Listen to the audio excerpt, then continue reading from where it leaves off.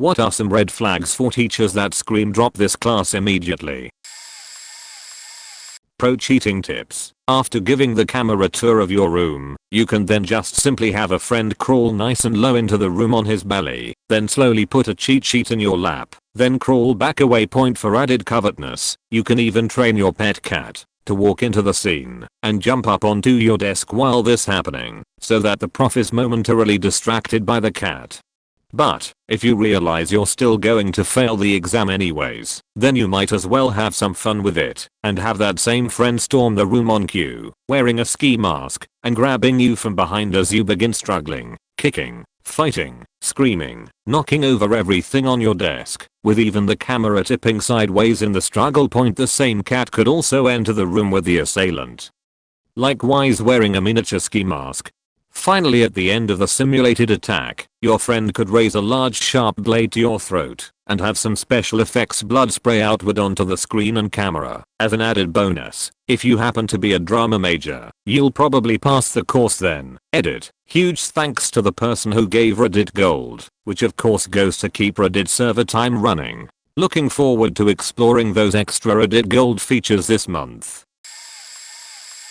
A prof who is clearly off his meds over the course of my 1 month in the class. He was constantly rude and unbelievably condescending to literally everyone. Example, we were on a section talking about multiple sclerosis and how its signals misfire from the brain. A student said my cousin has manuscript and says this is how he was told what was happening. Is that correct? Prof gets red in the face and yells, I don't care about your cousin with manuscript, and proceeds to rant about how interrupting him with stupid questions is a waste of his time. He never answered the question point during the second week, less that half the class showed up, or a noticeable chunk. He yelled at us that did show up about how disrespectful it was, then said we would have to learn this section on our own, and that we would be heavily tested on it, then stormed out of class. There was no participation mark in the class also. He stated at the beginning of the semester that more than 50% of students dropped his course. Our grades consisted of a 40% midterm and a 60% final. I took the midterm before dropping the class. It was the hardest test I have ever taken in my life. He expected us to answer questions that we hadn't been taught. When confronted, he said you should always be applying the course material to future study. Class average on that was 15%. Highest mark was 68%. Next highest was 32%.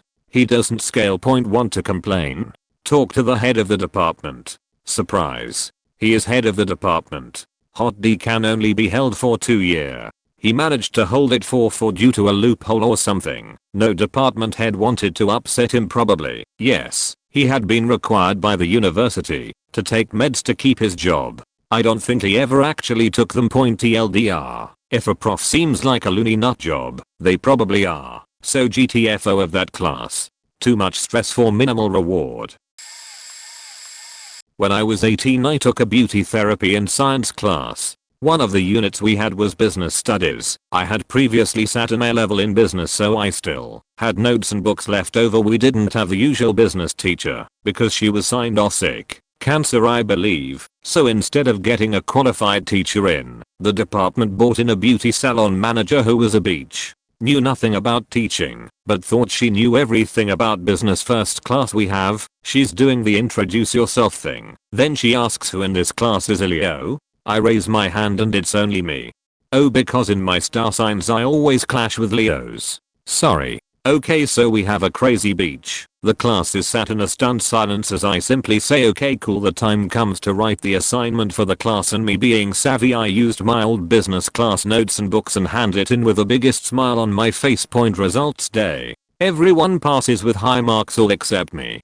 She has me up in front of my head tutor for plagiarism, and she's clearly copied and pasted all of this from the internet. My head tutor explained that Shack and Shake has sat a A-level in business, so she should know what she's talking about. My head tutor remarked my paper and passed it with a high merit. I later told her about what was said regarding the star signs and how I felt attacked due to some insignificant fact about my birth sign. Point next lesson she announces she's leaving due to my teaching methods being questioned and having a complaint whilst glaring at me. The rest of the class was relieved. If they treat the class like a high school class, had a professor proclaim no cell phones or she would take them away. Attendance was mandatory, and if you are not going to be in class without telling her, she will assume you're lazy and fail you. For some reason she hated me on day 1, which was weird. I was motivated to get a good grade to bump my overall GPA up. I just needed a D for degree requirement. Sat up front, took detailed notes, left cell phone face down like the prof requested. However, no matter what, I could never get above 70% on anything. About halfway through the class I noticed the bias BC. My friend just copied all my sheet and always got 15% higher. I went to her office hours and pointed this out. She flat out looked at me and said, "You're a lazy pose, I can see it. I don't want to see you pass. You have an attitude in my class. However, you showed up here, so I'll keep a better eye on you and see if I'm wrong." My grade slowly started going up after that, still never reaching my friends. Then I made the biggest mistake. I decided to tell her I would miss the next class to pick up my bro from the airport who I haven't seen in 7 years. She threw a fit, yelling at me in front of the class on how I was a nobody and wouldn't amount to shit, and no matter what I would never get a good grade with my attitude. I later learned she always picked someone at random in every one of her classes and makes their sheet miserable only to give them C, so they would need to retake the class if it was required to get better than a CTLDR. If a professor treats the class like high school, they are on a power trip and there's no telling what they will faking do. My 11th grade English teacher threw me out repeatedly for doing the assigned work. The first time we were independently reading the assigned book, I think it was To Kill a Mockingbird, all of a sudden she starts screaming at me to get out of her classroom and that she's tired of me not doing the work and that I should transfer out of her class. So I did exactly that and went down to the guidance office to try and get another teacher. They said no and to return to class. Second time, a friend of mine in the class started laughing at something the guy sitting next to him said. And again, I was told to get out of class for distracting one of her better students. This time I just said fuck it and went to grab lunch at a deli down the road. Third time, about a week later, I literally walked into the classroom and she said, "I don't even want to deal with you today, just get out." I sighed and walked down the hall to the other 11th grade English class going on at the same period and said, "I keep getting kicked out of my class and I'm not sure why, but at this rate I'm not gonna learn shit. Mind if I just sit in on your classes?" To the teacher of that class that I got along with, whom said sure. So whenever I got kicked out after that, at least once or twice a month, I just went to the other class. "Fuck you, Miss Scumbag. I hope your real estate business fails and you trip and break your leg again." So my senior year I took this Intro to Applied Linguistics class. I had learned a couple languages by that point. It was my last semester of school, and it was my only real class. I was writing a thesis and taking a directed readings. I was taking this class as an elective, having already finished my major simply to keep me at enough credits to stay on campus. Nonetheless, it was something I was really interested in and was excited for. The first day I and about 25 other students show up and the professor walks in with what must have been a 20-page syllabus. An unbelievable amount of reading, assignments every week, group projects, online blogs, you name it. We spent the first session just going through the syllabus, maybe make it halfway. It was bordering on unreasonable, potentially impossible, but I'm stubborn, and I had very little else on my plate that semester and I figured, why not stick it out? Might actually learn something. First class was on Thursday, next meeting was on Tuesday. When I walk in, all of a sudden the class was only about 12 people, more than half of the other students had dropped. The professor walks in, smiles, and says, "Good. It worked. Now I know that you will actually give a sheet. Take out your syllabi, we have some trimming to do." Spent the next 20 minutes crossing things off, changing dates and literally ripping entire pages out of the syllabus. It was glorious. That class ended up being one of those rare classes that was easy as hell, yet intellectually challenging and enjoyable all at the same time. As far as I'm concerned, that prof is a genius.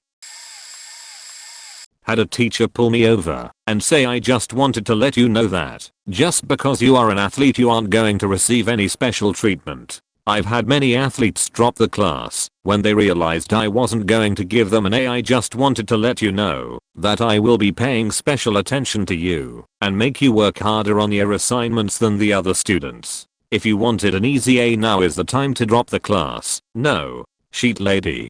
I'm not here for an easier, I'm here to learn about the subject. Thanks for letting me know that you already have labeled me as a jock though, so I don't have to deal with your BS all semester. It was an art class that focused on building sustainable architecture. I was super pumped for the class. I just didn't want to take a class where the teacher literally said she was going to grade me harder than the other students. I already have 6 hours of practice a day on top of all the same schoolwork that the other students have. Not going to sign up to do 6 hours of practice and more work than other students. I had this happen 2 times with 2 different teachers. I wish I had told them I'm not dropping it because the class will be hard. That I'm dropping it because they expected more from me than other students on top of me already doing extra work by being an athlete. Here's a 3 fair. I had a teacher who wrote the book he used. It was for a modern physics course, though naturally that meant the last 100 years, general relativity, QM, etc. I bombed the first test because I assumed we needed to know the material, but it turned out we needed to know the book.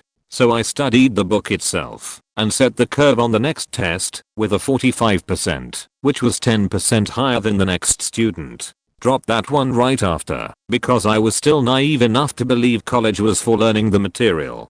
I had a teacher tell the class, sorry, I don't have a syllabus because, until 20 minutes ago, I thought I was teaching a different class. In fact, yesterday, I thought I was teaching at $COMMUNITY_COLLEGE, but apparently it is in my contract that I can be roped into teaching here as part of the deal the university has with $COMMUNITY_COLLEGE. I should have a syllabus in a week if I can track down the guy who used to teach it. Noped right out of that one, but I was running out of ad drops because the school limited them. And the worst one was the discrete math teacher who literally did not speak a word of English. We came in, he began writing problems on the board and solving them. He responded to any question by rewriting the problem and its solution. I missed that step. Rewrite in total silence. Weird, but not crazy. Do we have a syllabus? Rewrite of the math problem.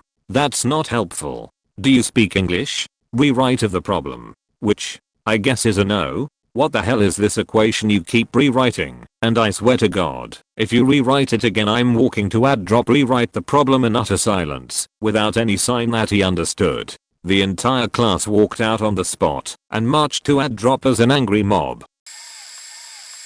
If their arrogance gets in the way of you actually learning anything, point in coming round here. But I've held this in for a long faking time, and I'm still pissed about it.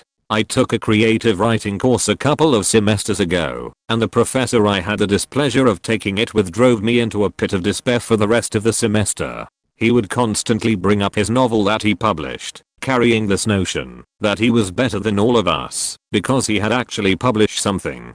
Mind you, this was a class designed for beginning writers. He held this sheer level of self-importance and had such a snobbish attitude towards almost anything I wrote, nitpicking every little detail to the point where the paper was completely covered in marks. He told us to write like Hemingway and Poe if we were to ever succeed in his class and in life in general. He was morose and showed no emotion in the slightest. He showed no respect for anyone but himself.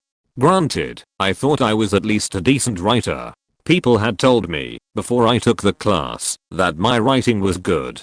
But in the midst of that class, and after I finished it, I nearly gave up writing entirely. That's how shitty I felt about myself because of this guy's amount of arrogance. And what's strange is that I'm in the minority of people who aren't fond of this professor. All of the other students that I took the class with loved the guy. And nearly all of them had good grades in the class, except for me. He actually showed us a clip of the film Dead Poets Society in class one day. But let me tell you, he is no John Keating.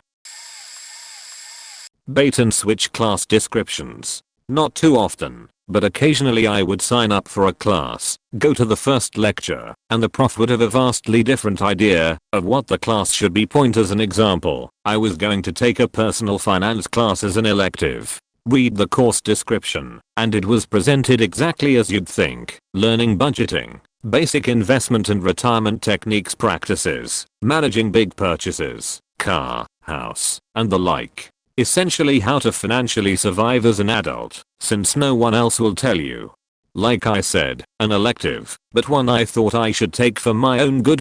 I register and see the professor has a site set up through the university for students to see important dates, documents, readings, and so on. I go to it and see the syllabus for the upcoming semester. There's 2 loose leaf books, that is the photocopied kind, and a calculator, listed as optional. First day of class arrives. Professor shows up and pulls up a PowerPoint presentation. It's all about how this semester we're going to be running a fictional business and looking at instances of successful small startup companies, case studies and all. I'm perplexed and ask the girl sitting next to me what class this is. She looks puzzled and says, "I thought it was a money management class for individuals." The professor goes on about the 5 books we have to buy and the graphing calculator we have to buy. At this point, I'm convinced there's been some sort of mix-up, and he's in the wrong room. I ask him what class he's teaching this semester, and he, rather condescendingly, gives me the course number 1 signed up for. I then mention how the course description and online syllabus were nothing like what he's explaining now, and he tells us that he hasn't changed either in 5 years and the class has evolved. So now I have to spend $500 on class supplies and attend a lecture focused on a subject I'm not interested in. For an elective class, I gathered my stuff and left. A couple other people did too, but the majority stayed, dropped the class, and took a history elective instead. For reference, jokes aside, this was the main campus of a Big 10 school. You're in Logic 101 and this is your first day. You show up on time/early as any good student, or anyone whose previous class was conveniently located nearby, will shuffle in when a passing tar/security/whatever unlocks the door 10 minutes after period start. You and your classmates settle in, assuming that the professor is having the same first day most students are, and will just suddenly pop in, harried and apologetic. 10 minutes later, you're all actively discussing anything and everything when someone finally speaks up with the "we can leave if" condition related to time, right? Some few initially agree, but then the idea builds momentum. This professor is wasting your time, your money, damn it. About 15 minutes after that, the few of you who are left who probably share a maths class are discussing diff-EQ, integrals, derivatives, or even Euler's constant when suddenly a quiet, unassuming, taller than average and older than Gott's toenail clippings man shuffles into the room wearing a burnt orange bubble vest, late 90s/early 2000s wasp, over a button-down denim shirt, and otherwise horribly stained jeans. Those stains aren't urine or fecal, thank goodness, but why in all of creation would someone put on a pair of pants with so many greasy hand swipes? Is that a ketchup stain on his calf? Before anyone can actually process this miracle, your professor speaks up, mostly, and after about 4 words you're not sure if he's actually talking to any of you. Just can't understand. No one shows up on time to classes anymore. It's ludicrous.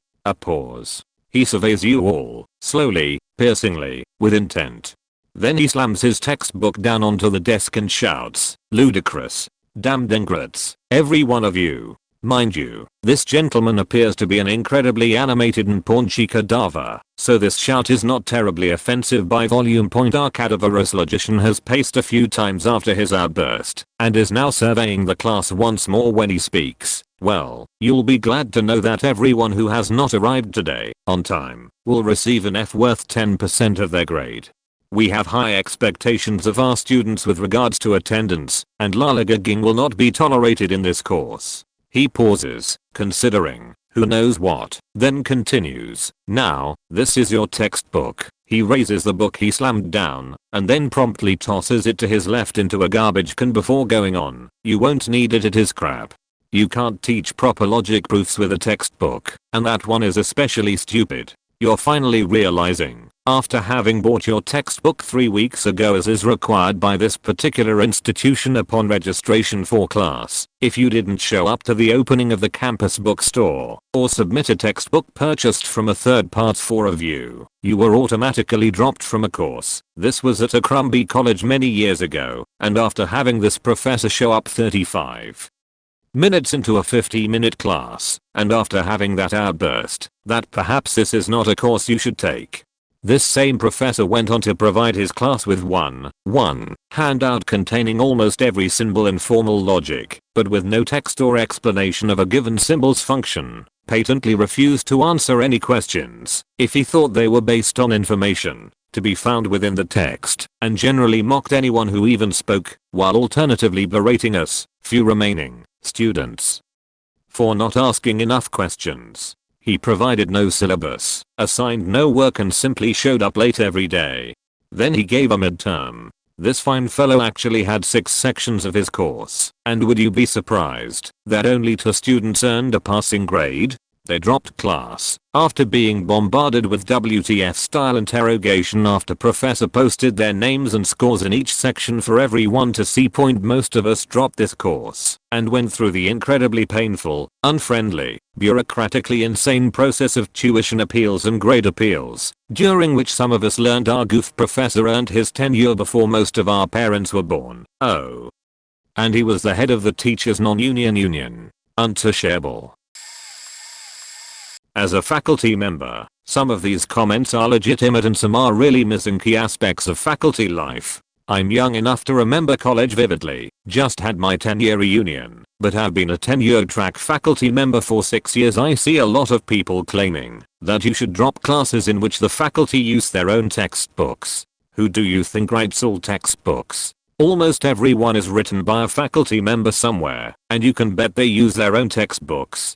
They presumably have expertise in an area and are sharing it with you. If they've already taken the trouble to write a textbook about it, they are going to use that in their class. I've seen some people talk about faculty who learn the material along with the students. I'm in a very small department, have to teach 8 different classes, at least 5 of which I had no expertise in before I taught the class. I had to learn the material in order to teach the material. This is not rare, nor is it a problem, because I have the ability to learn new material in my field at a rate and level that allows me to then construct curriculum around it. This has never posed a problem for me. The crap about not giving out as, however, is on point. That's garbage. So is curving down. As far as I'm concerned. Edit. Missing a word. I started a vocational class last year. The instructor was a last minute hire because the school couldn't justify losing the money by cancelling the class for the year. Turns out, the guy they hired read at a 4th grade level and taught after work as a second job. We didn't receive our books for almost a month and he talked about fishing for 4 weeks. When we finally got our books, he assigned an entire chapter every night. That means we pretty much missed entire fundamental principles. He compensated for this fact by finding exact answers to our tests and giving them to us to study along with not correctly proctoring our test sessions. This led to an entire class with certifications in a field we had never actually learned. We paid money for each semester's lab time and didn't go into the lab at all for the first 2 months. And when we finally did, it was only so we could open up our lab books and copy the answers from his instructor's manual and then head back to the classroom. I ended up setting him up with a lesson plan and teaching the class myself from the book and YouTube videos while simultaneously teaching him how to read. He ended up teaching all the lab stuff through me as I had to set up the lessons, gather the materials, set him up with the problems, and guide the class along as he solved the problems, as if he were alone using terminology we either hadn't learned or were told was flat out not the way things are done anymore. I really needed the certifications so I could change career paths, but now I can't actually put my classes down on my resume because it will imply I have knowledge and experience that I just don't have. This was an accredited school and they accepted federal grant money for this class. He's still teaching there. I'm still in the class because I can't work right now and I get a small amount of money back from my grant every so often. It's still the same. I guess the moral of this story is that people need to take these red flag stories seriously. Teachers aren't some magical different breed of human being. Don't waste your time in a bad class. You can't get that time back. Point on a side note, does anyone know if I have any sort of recourse for basically being scammed by an accredited school who accepts federal grant money for what amounts to fake classes? Yes. There are few things I love more than ranting about my second year qualitative research prof. Point on the first day of class announced that teaching the class was his lowest priority and that he may cancel class or call in a sub at any given time because he was a PhD supervisor and that was more important. Almost every prof I had that semester was supervising someone's PhD, and it was the first and only time I had heard this speech. Wrote and self-published the textbook, which hadn't been updated since the 80s. You could only buy it from one campus bookstore, not Amazon or Book Depository, who wouldn't let you wrestle it at the end of the semester. Lectures consisted of him reading PowerPoint slides out loud. Those slides were copied and pasted from above mentioned textbook. Our 2 midterms were on solely the content of those slides. I loved my quantitative prof, who I had the next semester, but most people hated her. She was German, and on the first day of class, she read her 5 highest and 5 lowest rate my prof reviews. One of them compared her to Hitler, and she said, "Now I have to contest this one. Hitler was actually Austrian, so this is totally inaccurate." She gave me such a strong foundation for stats and quantitative research, which helped me with lots of my coursework later on. However, I still have no idea how qualitative research works. I had a sociology professor who was particularly terrible at grading.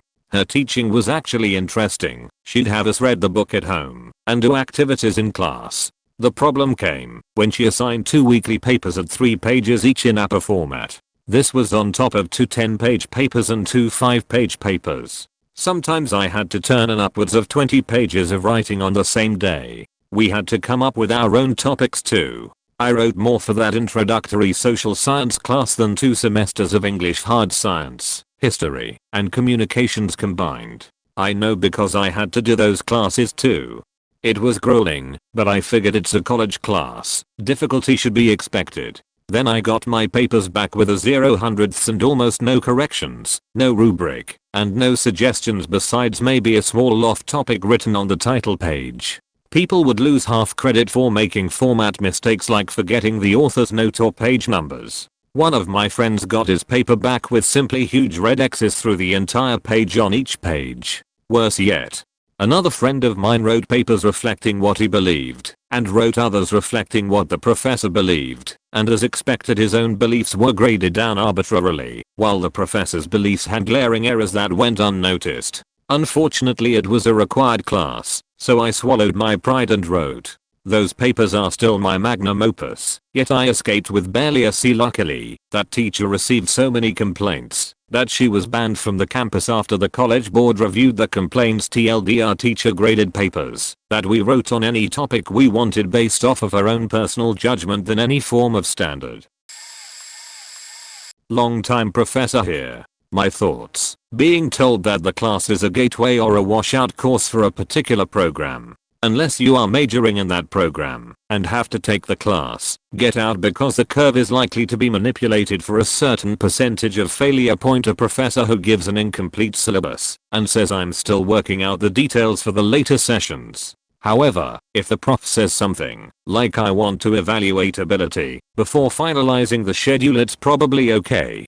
You don't want a disorganized professor, especially if it is a foundation type class. Any sign of overt discrimination. Believe it or not, there are faculty who still say things that are way out of bounds against minorities or women. In this case, not only drop the class, but go to the dean and chair on this. If the class is related to science or technology, an outdated textbook is a big red flag that the professor may not have current information. This is also an issue in any subject where research is rapidly evolving or changing, like political science. Point any class where the professor doesn't have office hours at all. It is okay to say by appointment only, as faculty, especially adjunct faculty, don't want to sit for an hour or 2 in an office where no one comes to see them. But if the professor is not available for any meetings to assist students, that can be a problem. Unless you're a self-directed learner, this isn't necessarily a red flag, but something to ensure success in the class. Pay attention to the teaching method and make sure it works for your learning style. For example, there is a new pedagogy called flipped classrooms, where the lecture material is provided online through the use of teaching software. This converts the class time to lab time, where students work on an assignment in class, and there is no homework beyond watching and reading the provided lecture material. This methodology works great for some students, but is a disaster for others. Hope this long list helps. Reddit lurker here. I'm from a country where your marks are of more value than your life, India. And here we don't have the liberty of dropping classes or something. You pay for these classes, you gotta take them. At least this is until high school. I'll be joining college this year, and currently 3 out of 5 classes I take have shitty as teachers. I'm not one to disrespect a guru or mentor, but damn these people. So this is our math teacher basically. Okay, so let's see question 4. Integrate tanks. So you do this, and then this, and then you can do all this yourselves. It's easy, and that's how I spent 2 years in math. Chemistry now. If you don't study my notes, you all fall. Quoting her broken English word to word. My notes having answers. Memorize all by heart. Don't think during paper. Only write my notes. Proceeds to actually start teaching after spending 20 minutes of her 35 minutes long class, terrorizing us with her notes and a future we will never have if we don't study from them. Okay, so let's start D block chapter. We completed P block element chapter yesterday in 15 minutes. Yep, that includes everything. So which element are in D block? Proceeds to say random element, obviously not in D block. Scholarly student catches her mistake. I knew correct answer. I only wanting to test you people. Yes, this happened for 2 long years. We studied organic and inorganic chemistry together somehow. God bless. Then there was the physics teacher. Rather the dude bro. Always chatting with girls. Using broken ass English, but not resorting to our native language that we all knew. Marking our answers in a test on the basis of grammatical errors, as per his type of English of course, and on the basis of how many diagrams we drew. Doesn't matter if you wrote about Archimedes' principle. You had to draw something, just other than the naked dude. Life has been hell for the last 2 years, guys. And these teachers are like basic. Tell me if you wanna know about some other teachers I know, including the bud grabber, the overweight football coach, or the great blind flute teacher who passed away last year. He was 93. I didn't drop this class, but I had a bonkers theater prof in undergrad. I was a very good student in college, graduated summa cum laude, won some awards, got into a fully funded graduate program afterward, etc. Generally very well liked by my instructors. One day in theater we watched Rent. Now, I'm not a big fan of musicals, but it's whatever. There are things about the film that I like. Then she assigns an essay with a very detailed breakdown of what she expects in each paragraph. I was an English major and had written 1,000 essays. I'd never seen some of the requirements she gave us, and I definitely didn't need to be coached through this essay. But I tried to give her what she asked for. One of the things she asked for in the first paragraph was that we set the scene. I didn't know WTF that was supposed to mean in this context, so I was pretty literal about it. I said something about most of the films I was required to watch in college being pretty dry, and tried to kind of flatter my prof by saying it was refreshing to be entertained by a movie like Rent. Not the kind of intro I'd generally use in an essay, but again, I was trying to meet her confusing requirements. She misinterpreted what I wrote. She thought I was dogging on Rent. She wrote furiously on my essay, so hard she nearly broke through the paper with her pen. So you hated Rent? Get out of my class. Then she apparently reread the essay and realized her mistake, scribbled a half-assed apology on a noticard, and stapled it on top of the original angry note. I was shocked. I'd never been told to get out of someone's class before. Then another time, we were watching some movie in that some prof's class, and the room was totally black. No windows, all lights off. She passes around a sign-in sheet for attendance. When it gets to me, the room is so dark I can't even see my hand. I can't see the paper. I have no idea where to write my name. So I flash my phone at it very quickly. She screams, "Turn off that phone, lol." I guess the red flags didn't come right away, but my god, she was unhinged. I had a professor my senior year of college, and it was one of my 300 LVL classes. The professor told us all her masters and PhDs, which was really cool, and she seemed nice. I got put in her class after the first day because I switched classes and waited for the first day of class to order my book. I always waited to order books in case we didn't use them. Professor asked me what I thought of the reading, and I told her I hadn't read and that I just got in the class and hadn't ordered a book yet.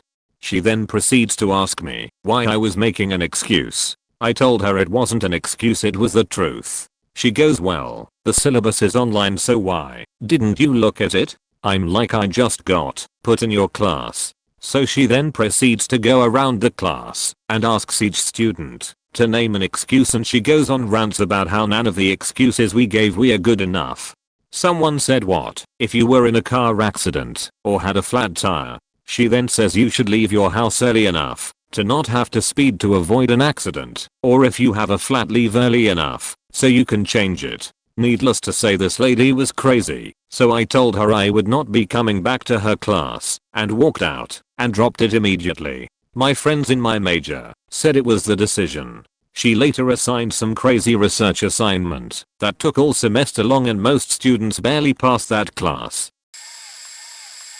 Power trips. I had two instructors who were constantly on power trips. One was my sociology teacher. I cleared a notification on my phone one day and she went off on a tangent, making an example out of me about how adults don't spend all their time on their phones during important events. However, she was constantly texting her husband throughout the class.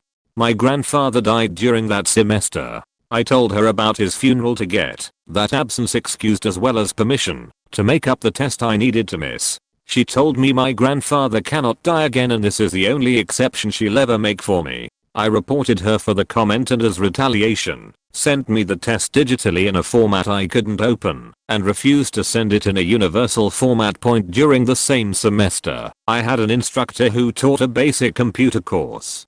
Being a communications college, instead of things like Microsoft Office Suite and how I should be writing emails, it was based around Photoshop and iMovie. Nothing that we'd actually use like Avid, Final Cut, Premiere, Audition, etc. And if you were a woman taking that class, forget getting any respect from that guy. I corrected him one day. He told us that Mac computers were the absolute most secure devices on the planet and how he'll pick those over Windows any day.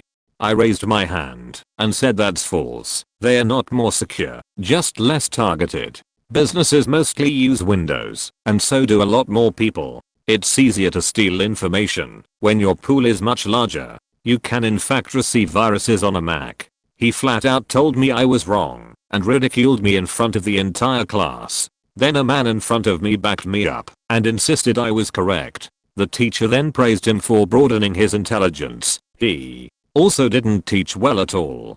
This was an intro class for incoming freshmen, so most were straight out of high school and didn't know much about the technology they were using. Most had never really used a Photoshop or let alone a Mac. I ended up tutoring the back half of the class and the man in front of me who backed me up tutored the front half. All while the instructor was teaching. He also didn't know much himself about the subject matter he was teaching. He was constantly breaking links within our projects and they wouldn't work. There was one day, instead of playing our tests from the server, he dragged them to his desktop, breaking every link inside the project. Then proceeded to berate us all because we couldn't follow simple directions. I marched up to his computer, opened the server, opened my project from the server, and it worked, and told him exactly what he was doing wrong. I saved everyone from getting a failing grade that day, and from then on, he refused to acknowledge my raised hand and ignored me if I spoke. He nearly gave me a failing grade for my final as well, first saying it didn't exist on the server, then giving me a D for it being late and missing a ton of element required. I went over his head and proved it wasn't late and met all the requirements. The dean forced him to give me a grade that my work merited. Ended up with an A, and I didn't see him on campus ever again. Also fuck any instructors that give out tests on material they haven't started teaching yet. Had one who tested us, then taught us. Our tests were 80% of the grade. He legitimately wondered why we all failed his class. Communications professor stated on the first day he was always high on painkillers due to an old accident. Zoned out twice during the class before saying we could leave early. Publishing LD professor informed us we were only allowed to use the school's Mac desktops for the class and could use them outside of class hours, but only from midnight to 3 AM. Alternatively, we could buy the necessary software for hundreds of dollars. Stated that being late to class would count as absence. Building was a short commute off campus, no shuttles had that route, and that any work handed in late would result in a 0 for the assignment. Work could not be turned in if you were absent. This included progress on term projects which would lose 15% and up off the grade with each section you failed to turn in on time/did not turn in. To cap it off, it was stated on the first day that anyone with more than 4 classes should drop 1 or 2 to focus on this class as your workload will be more than you can handle during class hours. Another communications professor stated any instance of incorrect citation would result in a 0 for the assignment and discipline under the Academic Code of Conduct for plagiarism. You were allowed to turn these papers in early for a critique, so you could make sure it was done right, except for the final paper which was worth 80% of the final grade. Professor for a class involving new media insisted we get into the habit of using images as they were the future of writing, and that handwriting was becoming obsolete. Stuck with the class because it was required for my major, and he would not hear a word against his argument. We had a paper where we had to detail how handwriting was an obsolete skill and anyone who argued against it had to redo the paper. Another writing professor had blatant favorites in the class by the end of the first week just before classes could no longer be dropped. These were the students who admittedly had higher skill for writing, but he prioritized helping these students above others. Remember kids, listen to your professor on the first couple days of class and read through your syllabus, and keep track of how long you have before cutoffs for dropping or switching courses. Top answers I see are all based on getting easy courses. A lot of this stuff I see is impossible to forecast, or doesn't really mean the professor doesn't care about students learning. A lot of them don't. Here you go. A list of red flags for classes that will suck more than they need to. Group projects and group homework. Not always a bad thing. You see it a lot in early math courses. Can signal the level of attention the teacher has/is willing to give. If the professor takes more than 10 minutes highlighting what you will need to do to be successful.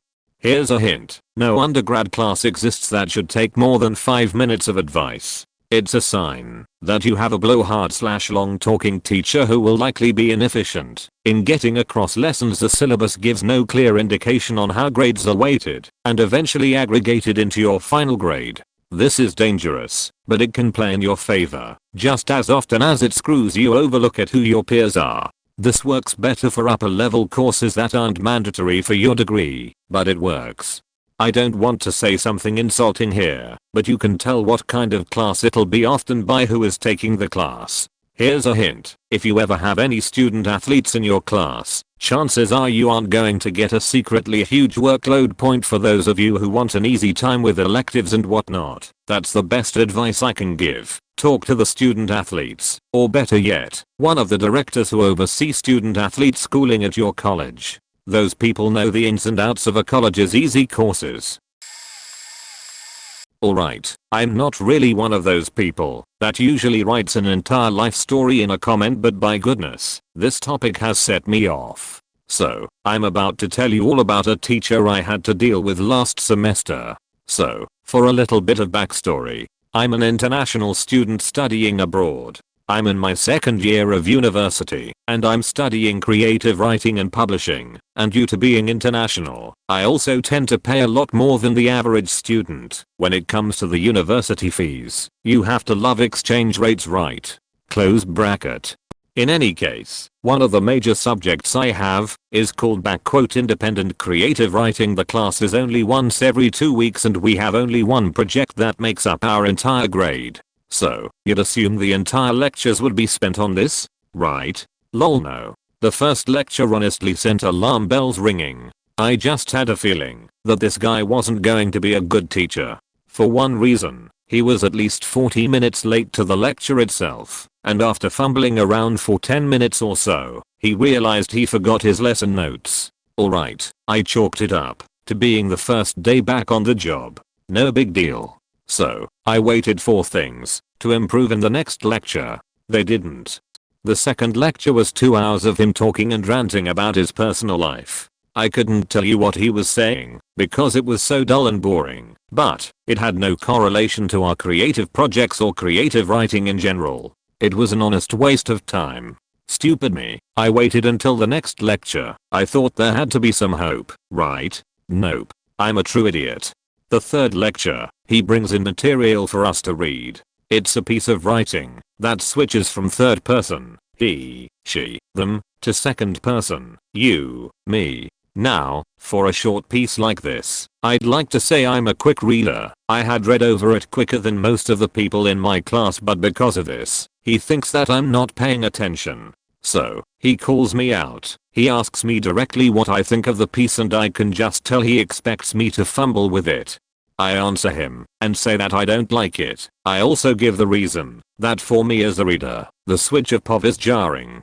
To my own personal opinion, he instantly states that I'm wrong for my thoughts and that I need to be paying more attention in class. At this point in the class, I actually want to start crying because of this degradation. In this same lecture, or maybe it was the fourth one, I'd also like to state that he starts using his own written work as the bar for great writing, and whilst I'm one for referencing works in class, your own published work seems a bit much. Now, it needs to be noted that I have friends in the other classes, and after talking to them by the 6th week I learned that our class was behind. From the first lecture, classes had already set up a rota to review work for the major project. There was a graded reading list which I didn't even know was a thing, and we hadn't even talked about our ideas in class. I was having a panic attack at this point. I felt like my time was being wasted, so I emailed the head of the department and boy, did I fight to have my classes changed. Sadly, this took a while to happen, and I had a few more classes with this douchebag. So, I keep attending the classes. Not because I want to, but because I pray there might be some hope that things will change. Another week passes, and 2 hours are spent on this guy retelling the same stories he told in the second week. I felt like I was watching a repeat episode. However, he mentions that we should probably get a rota started, and we'll discuss it next week. Maybe there's hope. Nope. Still talking to the head of the department. I haven't been able to change classes yet. I go to this lecture, since he mentioned setting up a rota in the prior week, and 2 hours were spent talking about nonsense and his own book ideas. Any ideas which we had of our own for our own ideas were taken by this as whole and spoken about like in my work I would do, and if I was writing this idea I would 2 hours pass of this, and I'm so glad I didn't speak up about my own ideas. There are 5 minutes left of the lecture and this guy finally brings up a rota. Boy, does my blood faking boil at this point. The rota rules were as followed. Only 2 people could submit their work. There was a word limit of 1,500 words which had to be submitted 3 days prior to the lesson so as people could read over and review it. At this point, I snapped. My other class was able to get through double that in less than an hour, and with having the work beforehand to make notes on. I stated that we could get through more than 2 people, especially since there was only one last lecture before the Christmas holidays. Douche teacher did not like this one bit, saying I was wrong, that it takes an hour to go over that much work. Honestly, it really doesn't. For those who don't know, I walk out of that classroom biting my tongue, but as soon as I'm in the hallway I break down because the stress has exploded. I'm pissed off, and so I go home to write/follow up with the department head. Waiting in my email, however, is an email from douchebag teacher. He's emailed the rota to the entire class, but there's something else in the email, and by this point, I feel like this guy is bullying me. He calls me out in this email, using my name, and stating because thinks we can now. I've been on the end of many subtle things like this, so I recognized this sheet instantly, and I had enough. Luckily, I was able to change classes before the Christmas break. I met up with my new teacher and he's honestly the most amazing teacher. In little under 2 hours talking to him, I had made more progress than I ever would have with my other douche teacher. To be honest, there's a bit more to the story/things that happened in the lesson I left, but I feel like this is getting a little long. TLDR, if you feel like a teacher is bullying you/not teaching well enough, Talk to a head of department ASAP.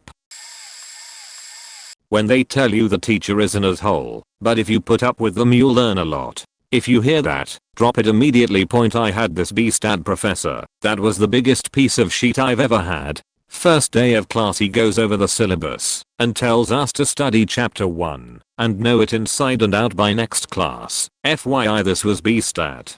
So I do that, know everything I need to about whatever the fuck equations it was, and go to class. He gets through it all in about an hour, and we still have 30 minutes left. So he tells us we are going over chapter 2 and picks me to ask Afro midgets, what's dispersion? I tell him that I didn't get to that chapter, since we were told to only go over chapter 1. He tells me that he expects us to be ahead a chapter or 2 every class, and if I ever say I don't know to a question he asks again he'd kick me out. So he goes to another student who makes up some BS answer, and he accepts it. He then immediately comes back to me and asks what is it used for. I look at him and just say I don't know what you want me to say. So looking to make an example out of someone, the second day of class he tells me get your sheet together and get the hell out of my classroom. Now I'm not someone who normally likes confrontation, but I just stared at him and calmly said no point. Now you know that scene in Big Trouble in Little China where the dude's head gets all red and big and looks like it's going to explode? That's how he looked when I said that. He says to me, did I faking stutter? Get the fuck out of my classroom. I swear I'm not making up his dialogue. I tell him no, that I paid my tuition and paid to be in this class, so I have a right to be here. So he literally grabs me by my shirt and drags me to the dean's office and is going off about how I insulted him and how I should be expelled. At this point I've realized no one has ever had the guts to stand up to him. The dean looks at me and then looks at him and tells him that I have every right to be there, even if I didn't study the material, because I did pay for it. So yay, I won, right? Nope. Rest of the semester I was his target and he basically tried to flunk me out of his course. I ended up getting a C, but it was the hardest class I ever had to fight through to pass. Never put up with an asshole teacher if you can. It's just not worth it. When the teacher doesn't seem to be putting any effort into the class. The worst college course I ever took, by far, was a senior level online marketing research course. You couldn't take it in a classroom. It honestly felt like the professor taught the course for a way to earn money without really doing anything. There was no original learning material / lectures / etc. Your assignment each week was to read a huge chunk of the textbook and take a quiz or test. The tests were built from question banks, which I discovered after googling one of the questions on a whim. The question bank I found luckily also included all the answers. 1 week, one of the quizzes was closed before the due date advertised on the course website. I emailed the professor about it, as I had not yet taken the quiz. After not receiving a reply after a few days, I tried multiple times visiting the professor during their advertised office hours, but each time their office door was locked with a sign on the door saying they weren't there. After another couple days, I finally received a reply with the professor being defensive and accusing me of calling him a liar. The quiz was eventually re-uploaded, but the professor continued their habit of being disengaged, defensive, and accusatory. I'm almost certain that our final group projects weren't actually graded based on the speed we received our grades versus how large the projects were and how arbitrary the grading seemed. The professor emailed me regarding something I had done wrong on the final project, saying that he can't believe someone that had gotten 100% on the last few tests didn't know how to do that part of the final correctly, when it was really the lack of information in the requirements in the final that had guided me incorrectly. Had a professor one year with a clause in her 8-page syllabus about how she forbade yawning in her class and took it as a sign of disrespect. Like, yes, obnoxious yawning is annoying, but sometimes you're tired as fuck and yawn and can't help it. Wouldn't you know it? First day of class, before getting to that page of her syllabus, I yawn to myself and she stops mid-sentence to call me out by name and give some nonsense about how in baseball this would be my 3rd strike and I'd be out for yawning. Another student chimed in about how yawning was your brain needing oxygen and wasn't because we were bored, and she snapped back about being a neuroscience major and knowing what yawning was. That was day 1. Point should have dropped then, but the class fit my schedule pretty well and counted for a requirement. Second day there I needed to piss. So like any adult I waited for her to be finished talking, writing something on the board, made my way quietly to the door, and again she stops, swivels towards me, and asks me for my name. I don't actually remember if I said, "You're joking, right?" out loud to her, but nevertheless, gave her my name, which she marked down on our attendance sheet, presumably to mark me absent, or to give me some kind of demerit. Needless to say, I came back, packed my things, and dropped the class the minute it ended. No bullshit, that caliber is worth all the money you're paying for those courses. I had a teacher tell my trig class in college that he didn't care if we passed or failed because he was tenured. Point also, if the teacher isn't entirely forthcoming or clear about required materials or expectations. I took a standard chemistry class for first year students coupled with a lab. In the lab syllabus there was a tiny blurb about a really expensive online test portal we had to sign up for, but it was worded in a way that made it sound optional, or at least wasn't necessary till later in the course. It was confusing and not clear what had to be done. More than 75% of my class failed to sign up for it, and we missed the first test. Point professor basically said, "Welp, too bad. You all fail. You should have read the syllabus closer." I 100% support holding students accountable when they mess up, but if the majority of the class didn't understand what was required, that's probably not the students, but Marizo the way the information was delivered. Finally, it was a class of all freshmen who were brand new to college. Professors should be there to guide us into things, not treat things like that as a gotcha moment. Point finally, teachers that are not willing to connect with students and talk to them as humans. My favorite and most memorable teachers were always talkative, even if it wasn't necessarily about class. They were approachable and fun to be around. Even the most hardest teachers that were like that were great.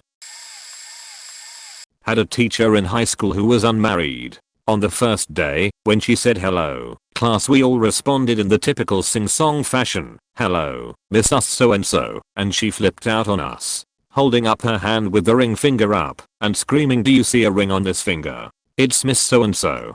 Don't you dare call me Mrs." Even as a 14-year-old, it seemed rather unhinged. Point of course, you can't drop freshman science class, so the story progresses. This teacher was nuts. My dad has a PhD in a bioscience field, and I won the science award in middle school and went to 3 district science fairs, once moving on to regionals. So you could say that I was pretty into science. I knew 9th grade science would be a breeze for me. Mid-semester report cards get sent home, and I'm seriously underperforming. My parents are unhappy, and I explain the teacher is nuts. My dad flips though my binder, and they let me off the hook. These are parents who take my grades seriously, and so it was unusual. Point not long after that, parent-teacher meetings roll around. My dad takes my binder with him and just unleashes on the teacher. Here's an example of one of the problems. For every new section, we had to make a title page that she would grade. Yes, must be drawn by us with colored pencils and reflect the theme of the section. Teacher gave me a 2/10 on one of them. I'm not good at drawing, but the theme was right and I used colored pencils. I got bad marks on a title page because she didn't like my drawing skills. Among other things were questions I had answered correctly, but she marked as incorrect. Obviously as a child, I just had assumed I was wrong. But my dad knew what was up. Point he goes page by freaking page pointing out everything she's done wrong. How she marked my things wrong. How she gave me a 2/10 on a title page with no explanation as to why.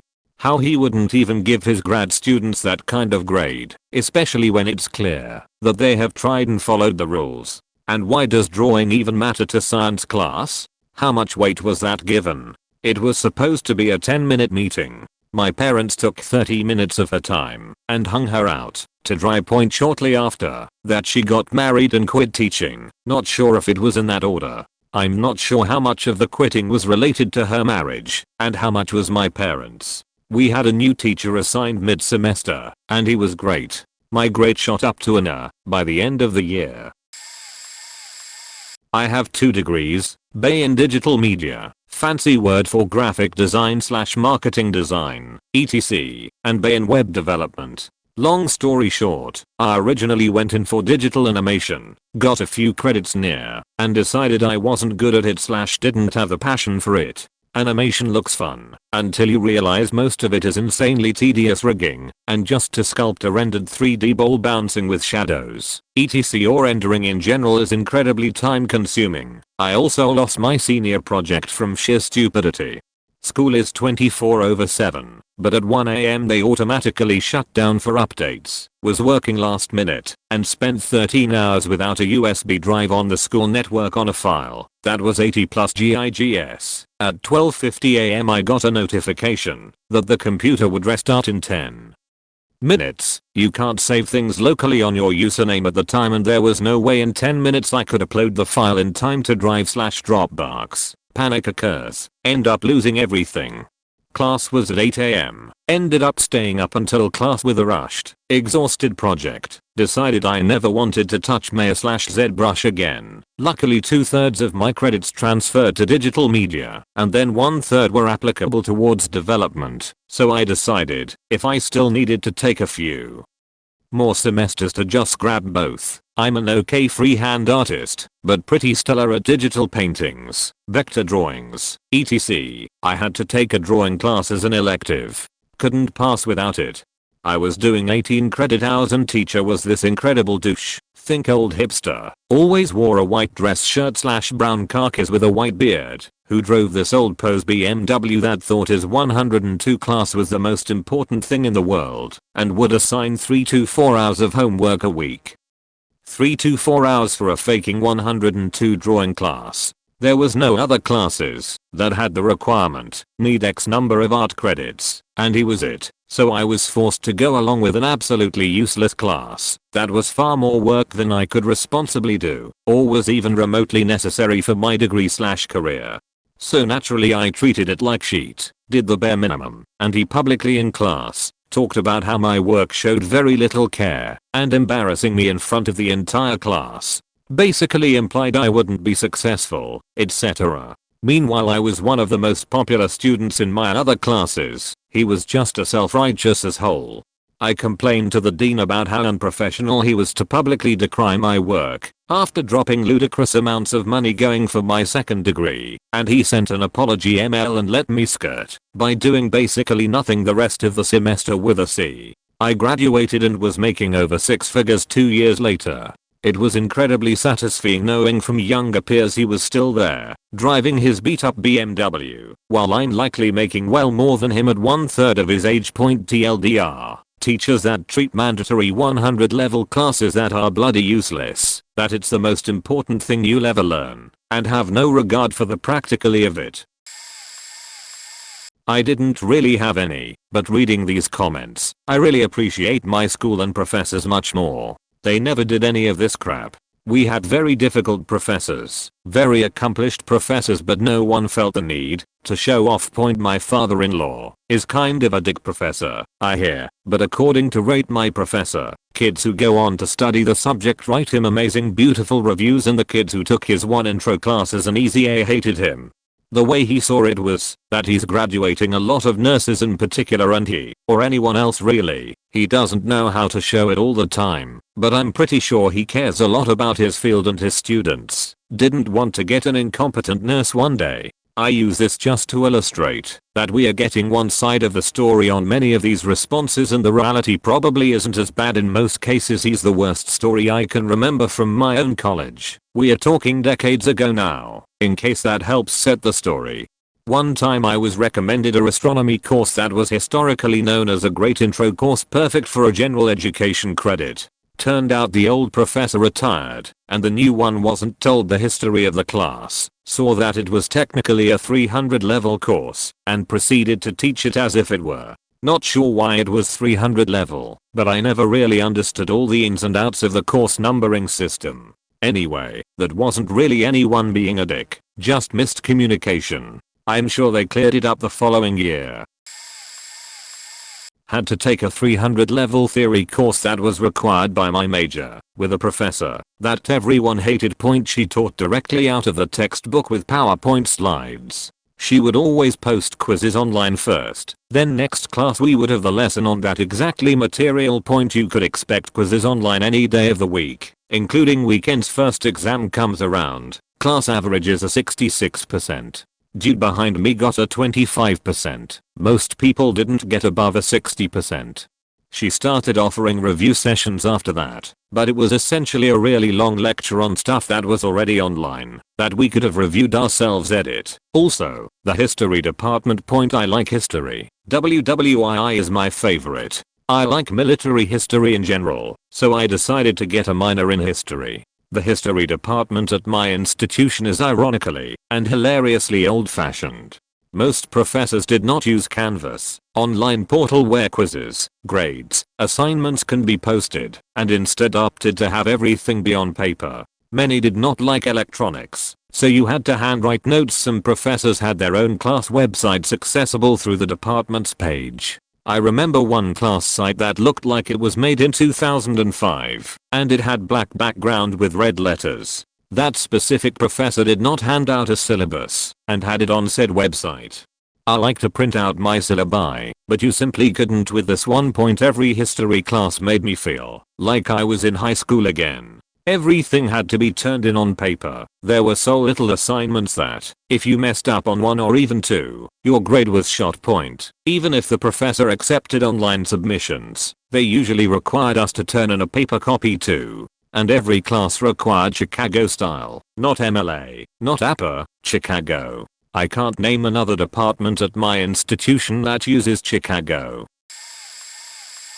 Had an intro to psychology professor who started her introduction to the class on her life. She decided to tell us that she became psychiatrist because her parents rapped her and she had no idea why. Her last place of employment was a maximum security prison dealing with misguided souls, so teaching us shouldn't be much different. She proceeded to go over the syllabus, telling us a question, answering that question, and then having the class unanimously recite the answer back to her.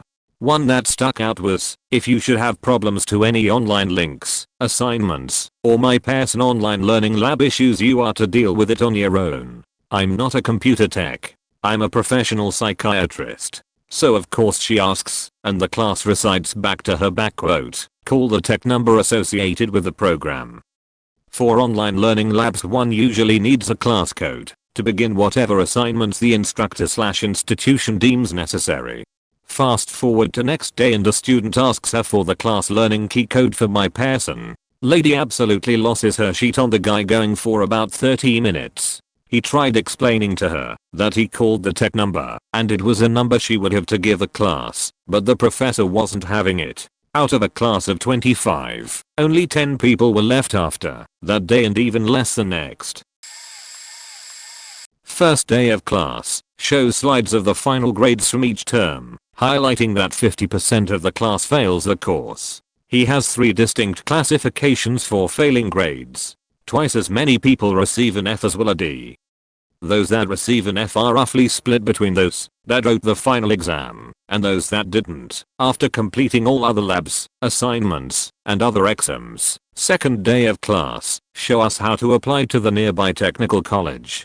I study at one of the local university's 4-year engineering programs. The technical college offers technical 2-year variants of those. Of the 300 students that sit in a class, each exam is an assigned seated arrangement, determined by your grade at the time and course. The worse you are doing, the closer to the front/center you will be seated.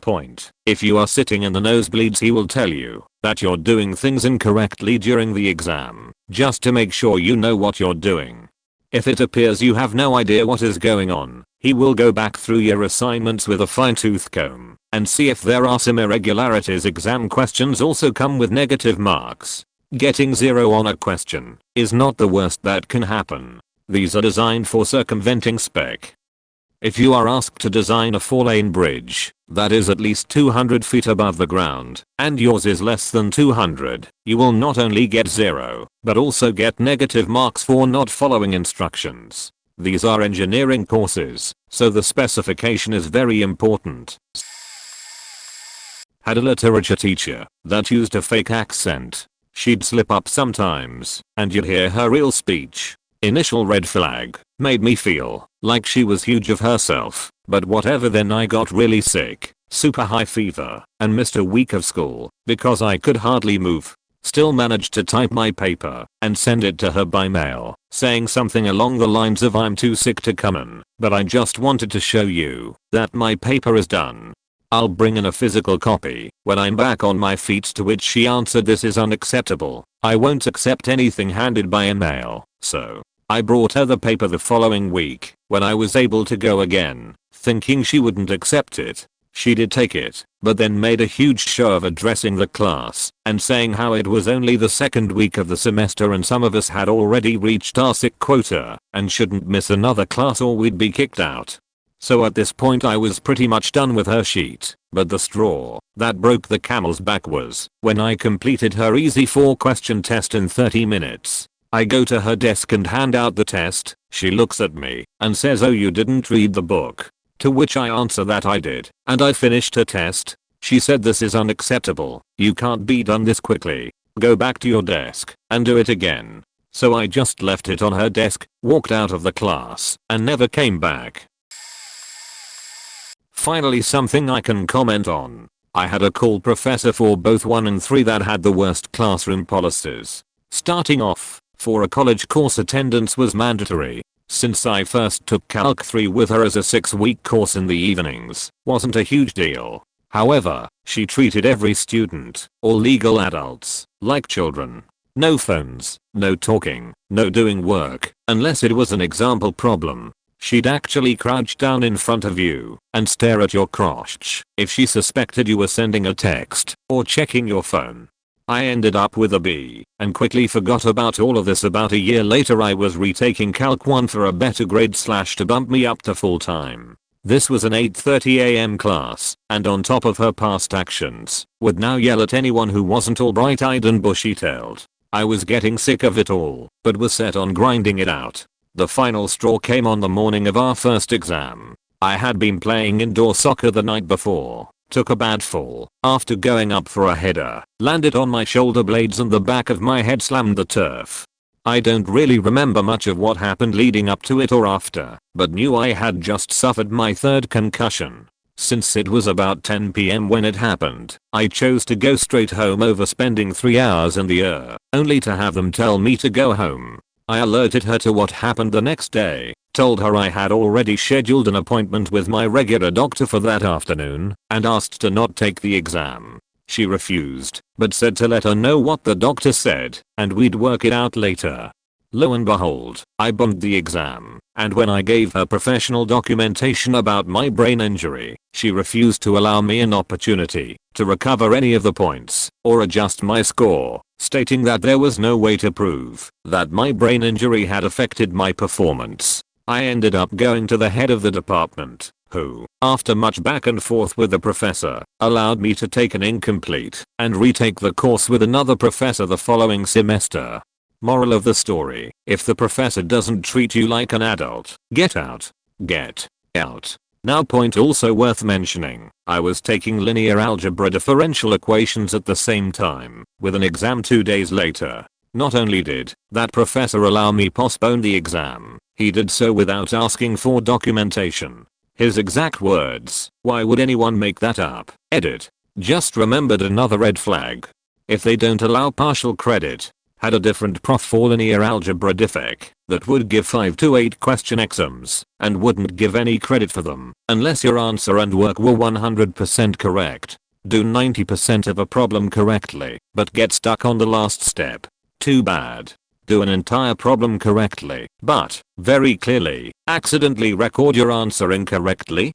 Big fat goose egg. For classes like that, no partial credit is ridiculous. There was one class I was going to take for a breadth requirement that I knew I was going to drop halfway through the first lecture. It was a humanities class of some sort. I loved a lot of my humanities classes, but boy not this one. And the professor was going off about how he knows all of us were privileged facts who have never interacted with the poor people ever, and warning us about how part of the curriculum was going to force us to interact with the poor people / someone of a different race.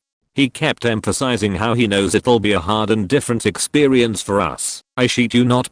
It was unbelievable. I only vaguely remember the details, but I distinctly recall that his manner of speaking assumed that everyone in that class was well off and only ever associated with their own race and class, and made himself out to be some hero who would open our eyes or some shit. I've had plenty of other classes that addressed issues of race and class and that did open my eyes, and none of those started off by preaching about how much more accepting and worldly the professor was than the rest of us. Like, I guarantee you there were a lot of students in that class from severely disenfranchised backgrounds, but he was talking to this huge lecture hall of diverse backgrounds, like we were all isolated rich white kids. As a middle class white kid I was close-ish to his intended audience I guess, but my experience isn't everyone's, and I grew up in a town where almost the entire population, including all my friends, was Mexican American, so still not accurate. Professor was a middle-aged white guy at a somewhat prestigious institution, so I can only imagine he was talking to a projection of his younger self or something, rather than real individual students. Probably going to get buried, but I took photography as a second major, community college, transferring to 4-year school, and most of my teachers were amazing, and I learned a lot except for the studio portraiture teacher. This was a required class not just for the full associate's degree, it was required for any version of the certificates offered. The class was only offered once a semester, from only one teacher, so he declared in our first class that the heyday of portrait photography had been in the early 90s. I took his class in 2012, and there was no living to be made doing portraits. All of his examples of what our work for his class should look like were straight out of the 80s Sears portrait catalog. We were informed that all shots should be submitted completely raw, no color correction, no basic Photoshop for blemishes, nada. Oh, and only 3 poses were desirable: fist under chin, 3/4 profile facing front, and 3/4 profile looking back. But others might be acceptable for a lower grade since the class was required. We, the 8 or so fellow students that were on the same graduation track as myself, decided to brave things out. Our most basic questions were met with total exasperation that we couldn't magically already know what he was supposed to be teaching, and increasingly irate demands that we should just reread our textbooks. We didn't even bother trying to talk things over with our department head, since it turned out that he and the portraiture teacher were BFFs. We all muddled through somehow. I think our after-class drinking sessions may have helped, but the kicker of the experience for me is that the people he singled out in assignment critiques as having an amazing future shooting portraits are doing anything but. And the people whose work he declared awful are the people who are booking shoots for major magazines and making an actual living. Day 1. Hello, I'm Miss Francine and welcome to Intro to Leadership. This class starts at 8 o'clock sharp, so make sure you're here locked, or if you happen to arrive late I will mark you absent and deduct 20 points from the midterm for every absent you have. If you don't have your textbook with you, you must leave my class and come back when you have one. If you're not back in 40 minutes you'll be marked absent. Unlock store, and all she says is, go. My university has a rule where, if you're absent from the first day of class you're dropped from the class and you'll have to take it next semester.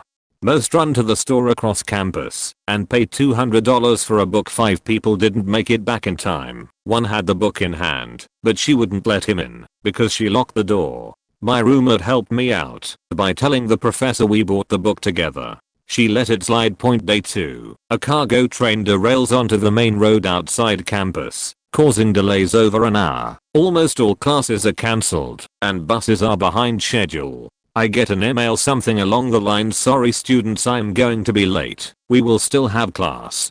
Previous rules on tardiness apply. I live on campus and arrived to class at 8 o'clock.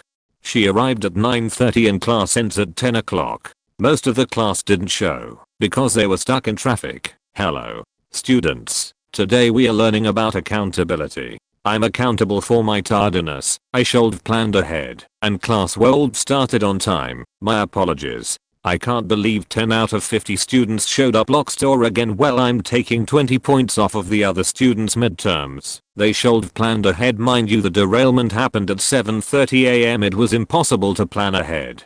At 10:30 in the middle of her lesson plan she then asked if we all had classes after this. I lied and said yes, because I knew she was going to take us beyond 10:30 if I didn't. Luckily she let us go at 10:30 and sent us the PowerPoint to our email. I was on the fence about dropping the class because I put in $20 towards the textbook. I used Chegg, never the campus bookstore. An hour after class my roommate called me and told me he pulled some strings and got us into Intro to Psych and told me to get to Student Academic Services to sign the papers, a class that only had 2 professors teaching it, and it was extremely popular. I never ran so fast across campus. I felt like the villagers in The Wizard of Oz singing "Ding Dong the Witch is Dead." I took world mythology at a community college near me. It sounded pretty cool, and I wanted a decent elective that I could have fun with. The professor was some old chick who was a published author, and she took every opportunity to show off and talk about herself. The thing is, I looked her up and there was almost nothing on her other than maybe a couple articles that got picked up by obscure magazines, and the fact that she led the writing club or something like that for the CC. To make matters worse, this was an online course, and she loved to go overboard with absolutely everything. It was obnoxious. When it came to the actual schoolwork, it seemed like she not only praised, but talked up the students who put in less effort, or had just horrible submissions overall, and she rarely commented on the students who had the more well-written, in-depth submissions. If she did comment on the better content, it was usually in the form of passive-aggressive criticism, or she'd just straight up tear it apart. The best was when she'd criticize my work by pointing out something I missed or should done, even though this new thought of hers was never a part of the assignment. To begin with point, it honestly seemed like she felt threatened by anyone who was somewhat decent at writing. I may not have been the best student, but I know for a fact I submitted some awesome work, and I put a ton of time and effort into it all, but I was always doing something wrong in her eyes. I should have ended that course with a much higher overall grade, but she brought it down so many times for no reason at all. I hated that woman so much, and if I would just paid attention to the red flags early on, I could dropped the class by the drop/add deadline and gotten into something better. It's sad too, because the actual content of the course was interesting, but she killed off any and all fun for me. I had a professor start the class by saying, "My class is not an easy class, only maybe 3 to 4 of you will pass, out of about 30. Half of you will be gone by my first test, and even more by the second. I teach well, I teach fast, and I expect you to study. If you do not study, you will not pass." I thought, whatever, I'm good at math. I got this professor, this faking guy. Any questions you ask him, if you have been reading the book, you would have known the answer. Now moving on. If you have a question about something in the book, reread the chapter, and it will all make sense. Didn't understand something he said, or he was going too fast, should have been paying attention. I will not repeat myself, not to mention a very thick Cuban accent. 1 minute late. Absent. He comes in late. Doesn't matter. Midterm equals 30% of your final grade. Final equals 50% of your final grade. Tests equals 20% divided amongst 4 tests. No homework or attendance percent. No after hours for him to help you. No extra credit. Phone out in class. You are removed from the class. Others are not allowed to borrow your textbook in class. Calculators only allowed when he says so, and must be put away when he says so, even if you're not done with the questions. Finished your test? You must sit in the classroom the remaining time. No cell phone, textbook, book, or paper in front of you. Point, professor from hell. Not my professor, but the chief of the Department of Neuroanatomy in med school. Point, in one of the last exams prior to the final, the chief of the department decided that he was the one who have to make the exam for all the classes instead of their respective professors. What happened is that he made an exam so difficult that everybody failed. The exam was copied from an advanced neuroscience biology final not meant for my level at the time, with questions about subjects that were not in the syllabus. He made it so everyone would fail to fuck everybody's grades, and to fuck the other professors, because he had a rivalry thing going on to one of them. The thing is that everybody failed, except 6 guys who have 90 and up. There was an investigation and found out that those people have cheated because they had the exam in advance, because they hacked the department computers, or maybe somebody in the department give it to them. The thing is that the exam had to be annulled and then replaced with the exams made by the actual professors to their respective students. The whole thing in the end made him cost the position of chief of the department because he was no allowed to make questions about subjects outside the syllabus. My professor was very strict and difficult, but at the same time fair, but the chief was just an asshole. I experienced the worst professor I've ever had this last semester. He seemed really cool at first, but everyone in the class soon realized he was a huge piece of shit. The first red flag was that he couldn't finish a single sentence without saying so. One time a friend and I tallied up all the times he said so in one 50-minute lecture. It was 413 times. Practically everyone failed the first test.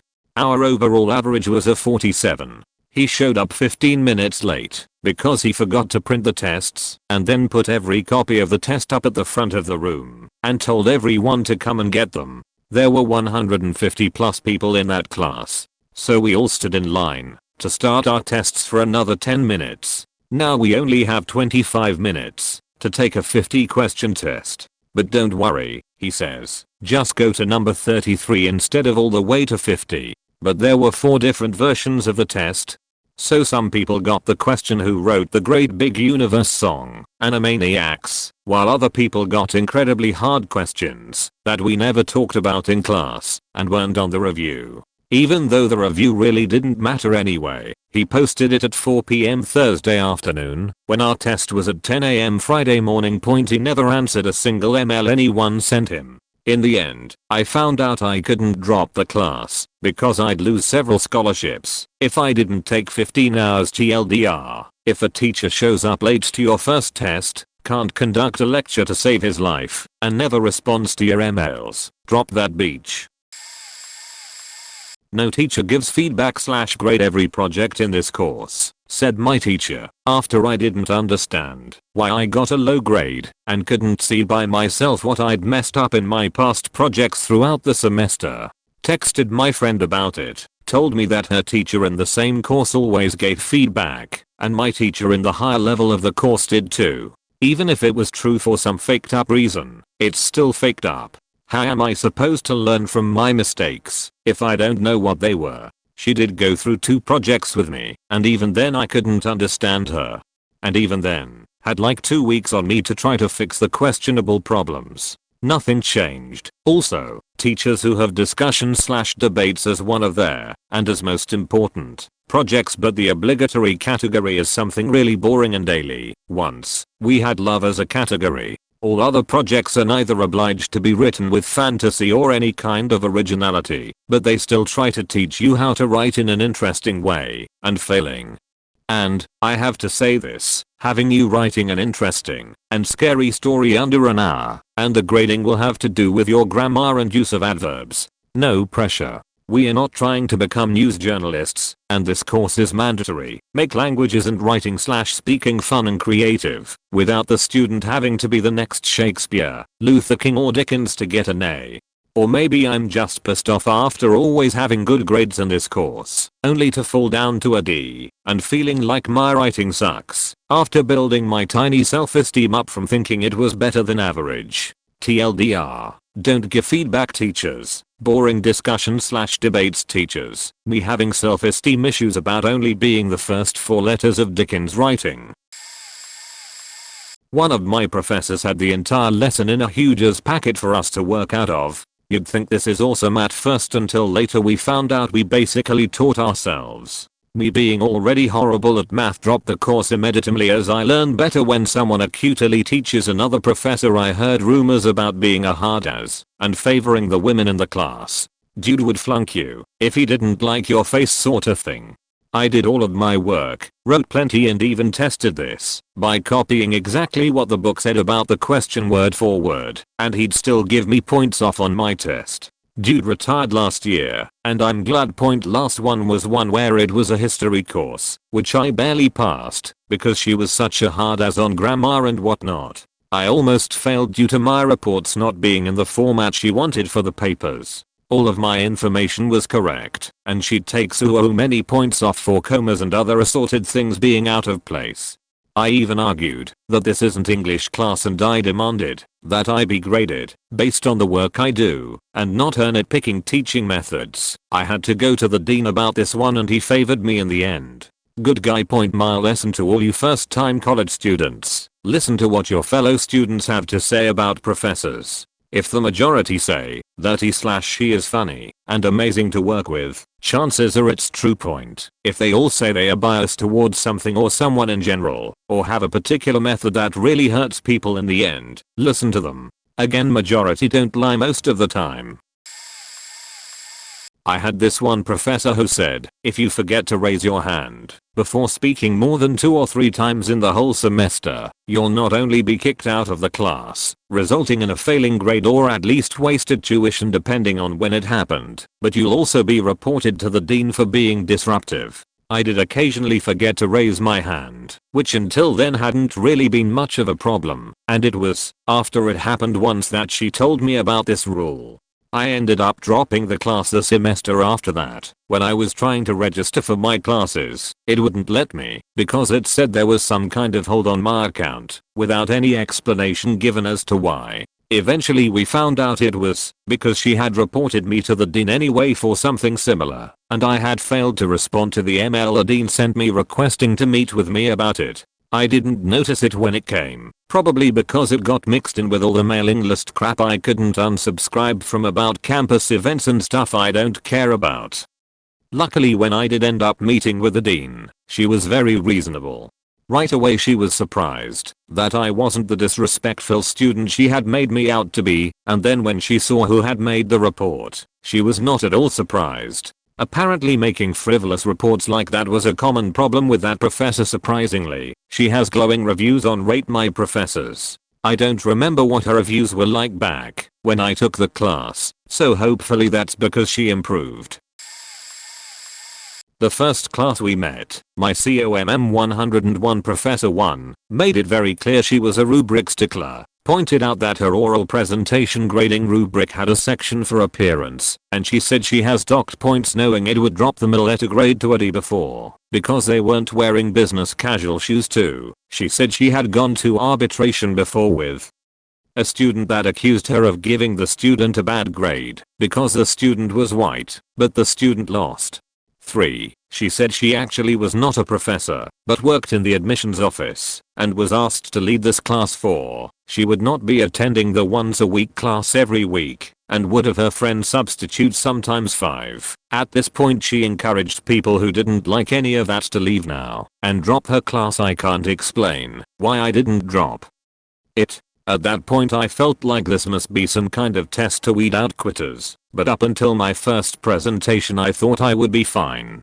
It turns out might get my friend to substitute sometimes meant that she would only attend class about 7 times, or about 50% for a once a week class. If I recall correctly, 4 of those times were to watch our presentations and give grades. I usually don't have a problem speaking to a classroom sized group. Nerves, sure, but in her class I found it terrifying. I couldn't get motivated to find a good topic or prepare good notes because I felt like whatever I did I wasn't going to get a better grade.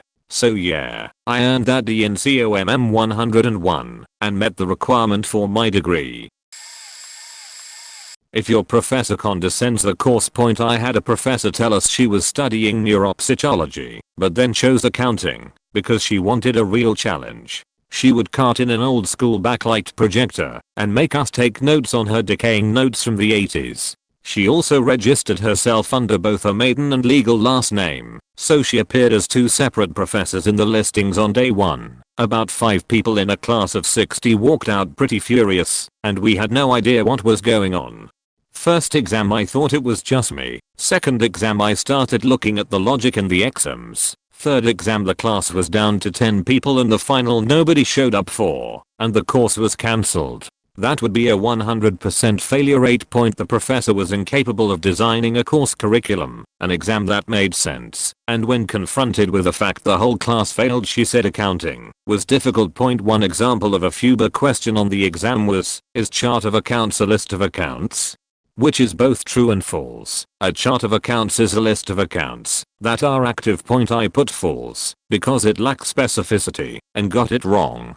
About 80% of the exam questions were like that, and if when entering your adjustments, they were not exactly 1 inch to the right per each entry, you get -5 per entry. You had people rolling -40s on exams the next semester. I took it again with a different professor and asked the new professor if I could take a departmental exam instead of hers.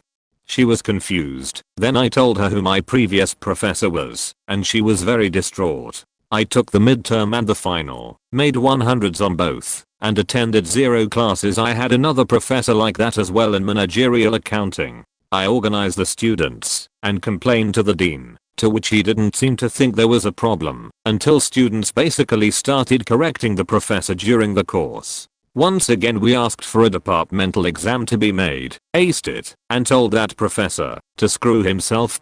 Departmental exams have saved my ass from tons of garbage professors. Nobody gets an A because nobody's perfect. I grade on a bell curve. X of you will fail this class, K by declared, C ya never, dropped and moved on. Always take the class that will give you the A, or the better yet, the one that gives you ability to earn an A while learning something, over one that might teach you something but will fist you unfairly out of the top grade because the academic in charge disagrees with the guidelines set for what constitutes what grade.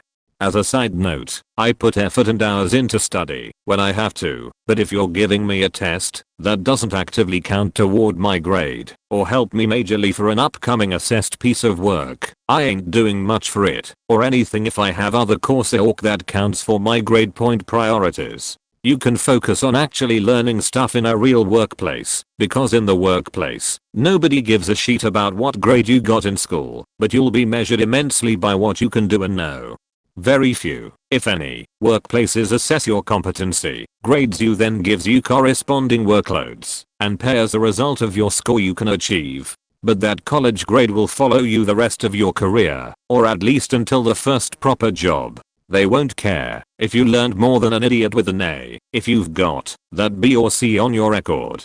They'll know academia isn't the only measure, but equally you wanna make the standard. The most justifiable way of separating someone is by the academic qualification they have. In a shootout they'll pick the person with the better result on paper, not the one who may actually be cleverer and know more. Point at it. You also need to have a life. For sanity and for having more than just academia to talk about. Uni offers you arguably the greatest social life opportunities of your entire life. I wouldn't waste that, as it's just as important. I took a bullshit 200 level folklore course that was titled Folklore of the Supernatural my senior year, because I needed an elective and thought it would be interesting at best and easy at worst. It was taught by this loser buddy AI graduate student named Jeff, who had a sheety goatee, wore a fedora and sweater vest, and wouldn't stop talking about his trips to Ireland.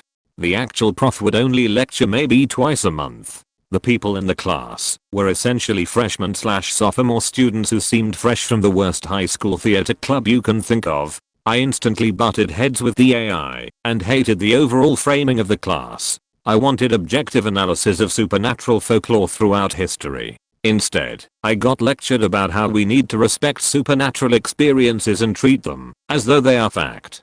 Half the classes of the week were literally us watching faking ghost hunter episodes on YouTube.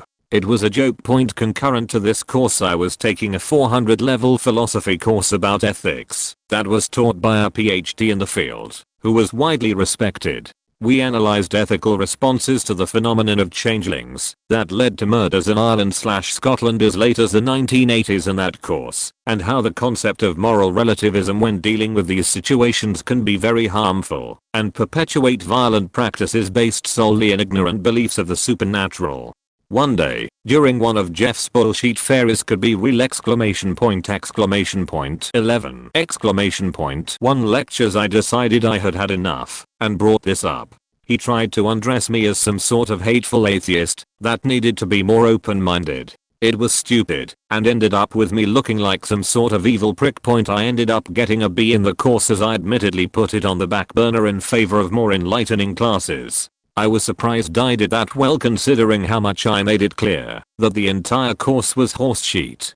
On the end of year course review I was very thorough and honest, and refused to let AI Jeff collect my review, instead walking it to the department offices myself. I believe the final line of the review was me encouraging the department to either get rid of the class, make the actual professor teach it, or simply change it to Ghost Club. I just realized I never even answered the initial question, but there were plenty of signs from both the professor and AI that I should have picked up on, especially as a senior. First, the AI had been teaching this course for 5 faking years, and made it clear he had at least 2 more to go.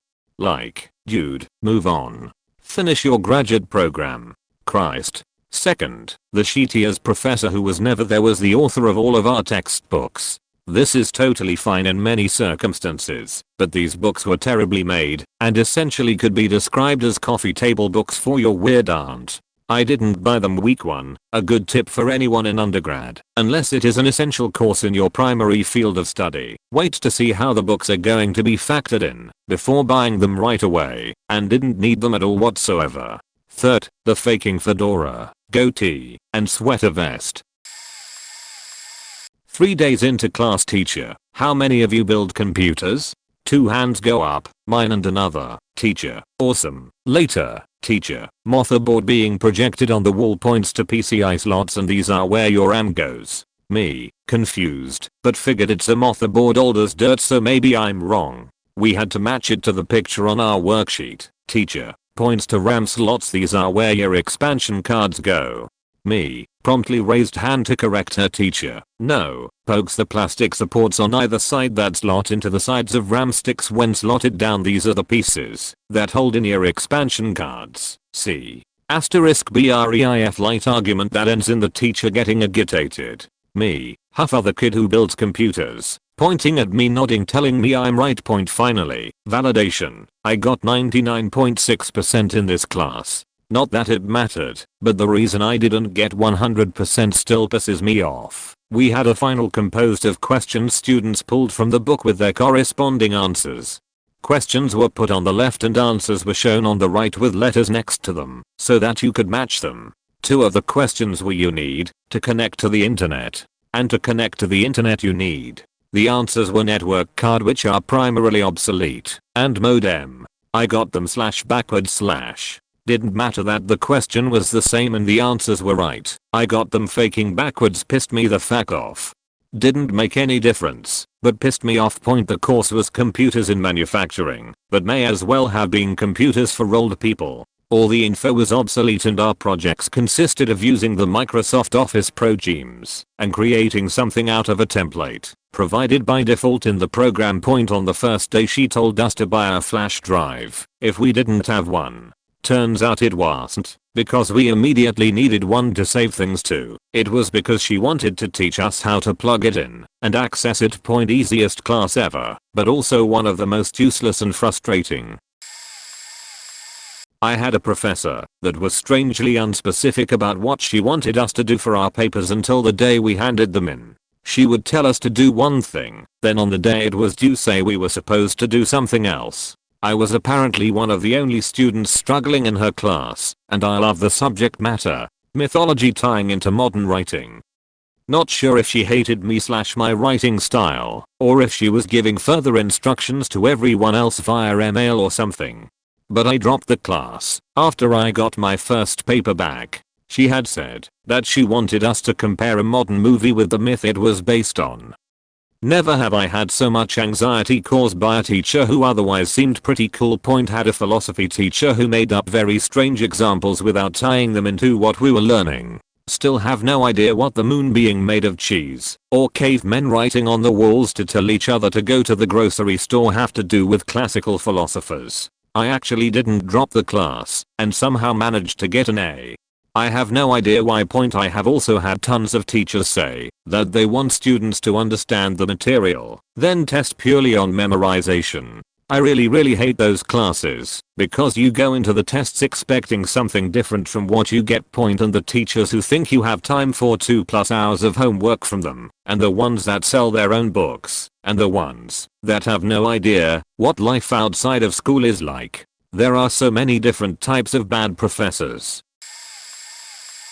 I had a professor who was a former clinical psychologist. He honestly wasn't the best teacher, but at the same time the subject of the class was as dry as the Sahara Desert. So I tried to give him the benefit of the doubt. For anyone who cares, the class was History of Psychology, and it was a required class for all psychology majors. That last bit being, why I didn't drop this dude's class. A few weeks into this class, myself and my classmates started to realize that this guy was a little off. An actual assignment in this class was a group project in which we were assigned a portion of the book and basically had to teach it to the class. So he didn't have to, and he'd also show us disturbing movies with no relation to the subject matter, like A Clockwork Orange and Freeway Point. One day, I get a text from a classmate / sort of friend telling me to Google our professor's full name. Sure enough, the guy had lost his license to practice in the state of Florida for extorting a client and also selling illegal drugs to said client. In order to avoid jail, a part of his deal was to attend rehab and also to leave the state and come back to Massachusetts, where he was originally from. To reiterate, I only stayed in the class due to it being a requirement for my degree. Otherwise I would have dropped it like a hot potato very quickly. Somehow ended up passing with a decent grade in the end. I'll give you all the things that told me drop this class when I didn't. Passed with a C. I got gray hair. I know what I am talking about. I have never given anyone an A because they got a 90 in this class. The lowest grade that has ever received an A from me was a 70. No, that question won't be on the test because I just asked you in class. There's no need for it on the test anymore. I want everyone to ignore what just came out of his mouth right now. Does anyone understand what he's, a student, saying? Because I sure don't. When an Indian student asked if we could write and/or notation with carrots and V's, the professor said, what on earth is we? What do you mean we? What even is that? He then wrote out WEE on the board, and everyone in class then says he's saying V as in the letter. The professor responded with, well, you have to make it legible, so no way. I will never give out a study guide, because then you're gonna take it to other students, and they'll know what to study for on the exams. When asking him a question he responds with, I don't know, I'm just talking about it. I like talking about it the way I'm feeling it. When looking at one of my answers on the first exam, I noticed my answer was almost exactly the same as everyone else, but I got 0 points. It was a truth table, and somehow I didn't catch that a truth table goes up from 0 in binary, so 000, 010, 010, 011, 100, 101, 111 etc. So I went up to him and asked why it was wrong, and he looked and saw that I had all my x's come out to 0 on the top and the ones on bottom. So when you counted in binary, it went 0, 1, 2, 3, 5, 6, 7, 4, 5. I even drew the circuit right for it, but he saw that I went 0, 1, 2, 3, 5 and immediately quit grading it and counted me off 0 points. I managed to talk him into half credit and got 10/20 for that point. When a student asks a question about how something is done, if he starts it with, well, if you did, he would stop and say, wait, no, I can't do that. I can't single a student out like that because I'll go to court if I have to, and then would point at a wall or an empty desk. Asked him a question about how something worked and he said no comment. When we asked him when his office hours were, he said, well, they're supposed to be from 1:21 to 2:29 Monday and Wednesday, and 3:45 to 4:45 on Wednesday, but I won't be in my office, so you'll just have to find me. Instead of using a school email, he didn't want the school to have record of anything, he said, and instead used a private email, which they aren't allowed to do, and he encrypted everything, each time with a different password, that we had to remember what the sequence was. The government can just shut down our phones. When we walk into a room in a computer science course, a professor would refer to everything as a gizmo, even if he was talking about two things and how they might interact. It was the gizmo goes up to the other gizmo, and then it comes out through the other gizmo. He rolled his eyes at students when he didn't like their question. The class average on the first and second exams were 40% and 34%. I got a 37% and a 31% respectively. I could go on and on, but these are just what I remember off the top of my head. This was last semester, and I was praying for a C, because fuck you professor, and if I ever see you as my professor again I'm dropping my entire major, or taking the course online, because fuck you. I had an Asian culture class that was supposed to be a bird. By midterm, I noticed I always scored less than the friend I always tutored. She's female and I'm a guy and she always scored more. On the final, she messed up and made incorrect references. I made the correct references and otherwise had an identical exam paper turned in. She scored an A, and I got a C again. I went straight to prof, and then to every office possible, dean and student services and financial services to get a refund, to complain. Nothing went my way, and my friend had her grade reduced. Sad sheet. I dropped out of school that year, third year, to work in trades, because I had enough of wasting my money. York University, Toronto, Canada. Circa 2008.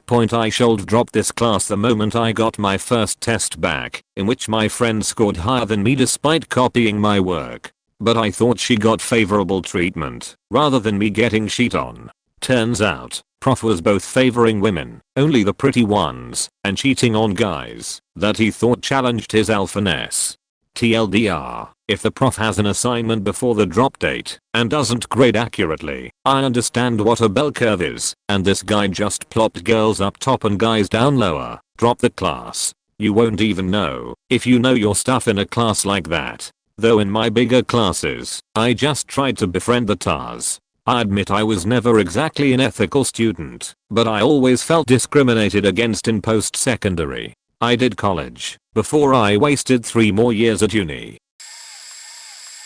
Oh man, I got a lot of red flags and stupid shit teachers have done to me. Let's start with the English class, which has a teacher that is in her 50s and single. OBV, she hasn't had sex in a long time. She would start by giving us assignments that are unreasonable, and she never graded them, and I'm pretty sure she didn't go through them all. She was saying that my projects aren't good enough and etc, but at the end I still get a good grade. Typical asshole teacher. But one day she was presenting a subject and she wrote the assignment instructions on a slide on the PowerPoint. She told us to follow the instructions and left on a different slide and went out the classroom. Classmate walked up to laptop, pressed the instruction slide, and wrote Willibinus for some reason. She comes back and rages hard as fuck, not because of the willy, but because of the fact someone went up to her laptop and pressed a button when she wasn't there. No one wanted to confess her, she would most likely drop the course on the person, so we sat there in silence and she started pulling out students one by one to interrogate them, and we weren't allowed to leave until someone came forth. I was sick of it all and thought she was overreacting, so I just said okay, it was me, I confess, I did it, and she took me out angry as fuck. Nothing happened though. I stood there, took the blame, then I went home. She did have a personal vendetta for me though. Then at the start of my course for human anatomy and health, something my teacher started by telling us that our 2-hour class is forced to be 1 hour and 30 minutes of exercise instead of 2 hours of theory, and that we won't be graded or judged on the exercises we do, so it wouldn't matter if I was Usain Bolt, I would still be graded for the theoretic part. I did the theoretic part, followed along on most spinning sessions and stuff she wanted me to do. When I was tired of doing her cardio, I was at the gym doing real progress. She got mad and said I would fail the course if I didn't train with her, and I outed her, and she got very angry and told me to leave. I stayed, went home, came back next day, and I got a grade anyways. She also had a vendetta against me because I didn't do things she liked. The biggest red flag on her has to be when she came into the gym after a week complaining on my form and rest time and trying to roast me for being slow and stupid. Should left their point, and for the last course it was mathematics 4, only algebra, and I most likely have the dyslexic thing for math as numbers fly around and I mix them up all the time and I get bad grades for doing so. So I had done 3 tests and failed every one with like 1 point, and one day at class she just straight up said you don't need to bring your book anymore. I've gone to school, mostly online, since I was 15 years old, so I thought I ought to contribute red flags for online courses. 1. 2+ hours of another professor's lecture videos in a seemingly random order every week, in addition to textbook readings and online articles loosely about the same subject. Multiple choice test questions are rarely taken from any of these sources and instead invented on a whim, often incorrect, and ungoogleable too. Uses websites other than the school provided site, for instance Canvas, for assignments. Especially ones which require online access. Codes 3. No study guides. Provided / poorly organized material / unclear expectations. 4. Need to contact instructor through a different email than the one provided by the school website. These instructors typically don't care about their online students much. It hasn't been a problem for me, since I pretty much never contact my instructors, but it's been an issue for some friends. 5. Too many video assignments. Unless you're taking a videography class, these are unnecessary and painful. I hate video assignments. Perhaps this is a personal hatred, but in my experience, I'd rather write a 20-page paper than do a 3-minute video. This can indicate a teacher who likes to needlessly complicate material and give busy work. It also tends to be something that teachers new to online courses do, because they want everyone to get to know each other. But if I wanted to make friends, I wouldn't take my classes online.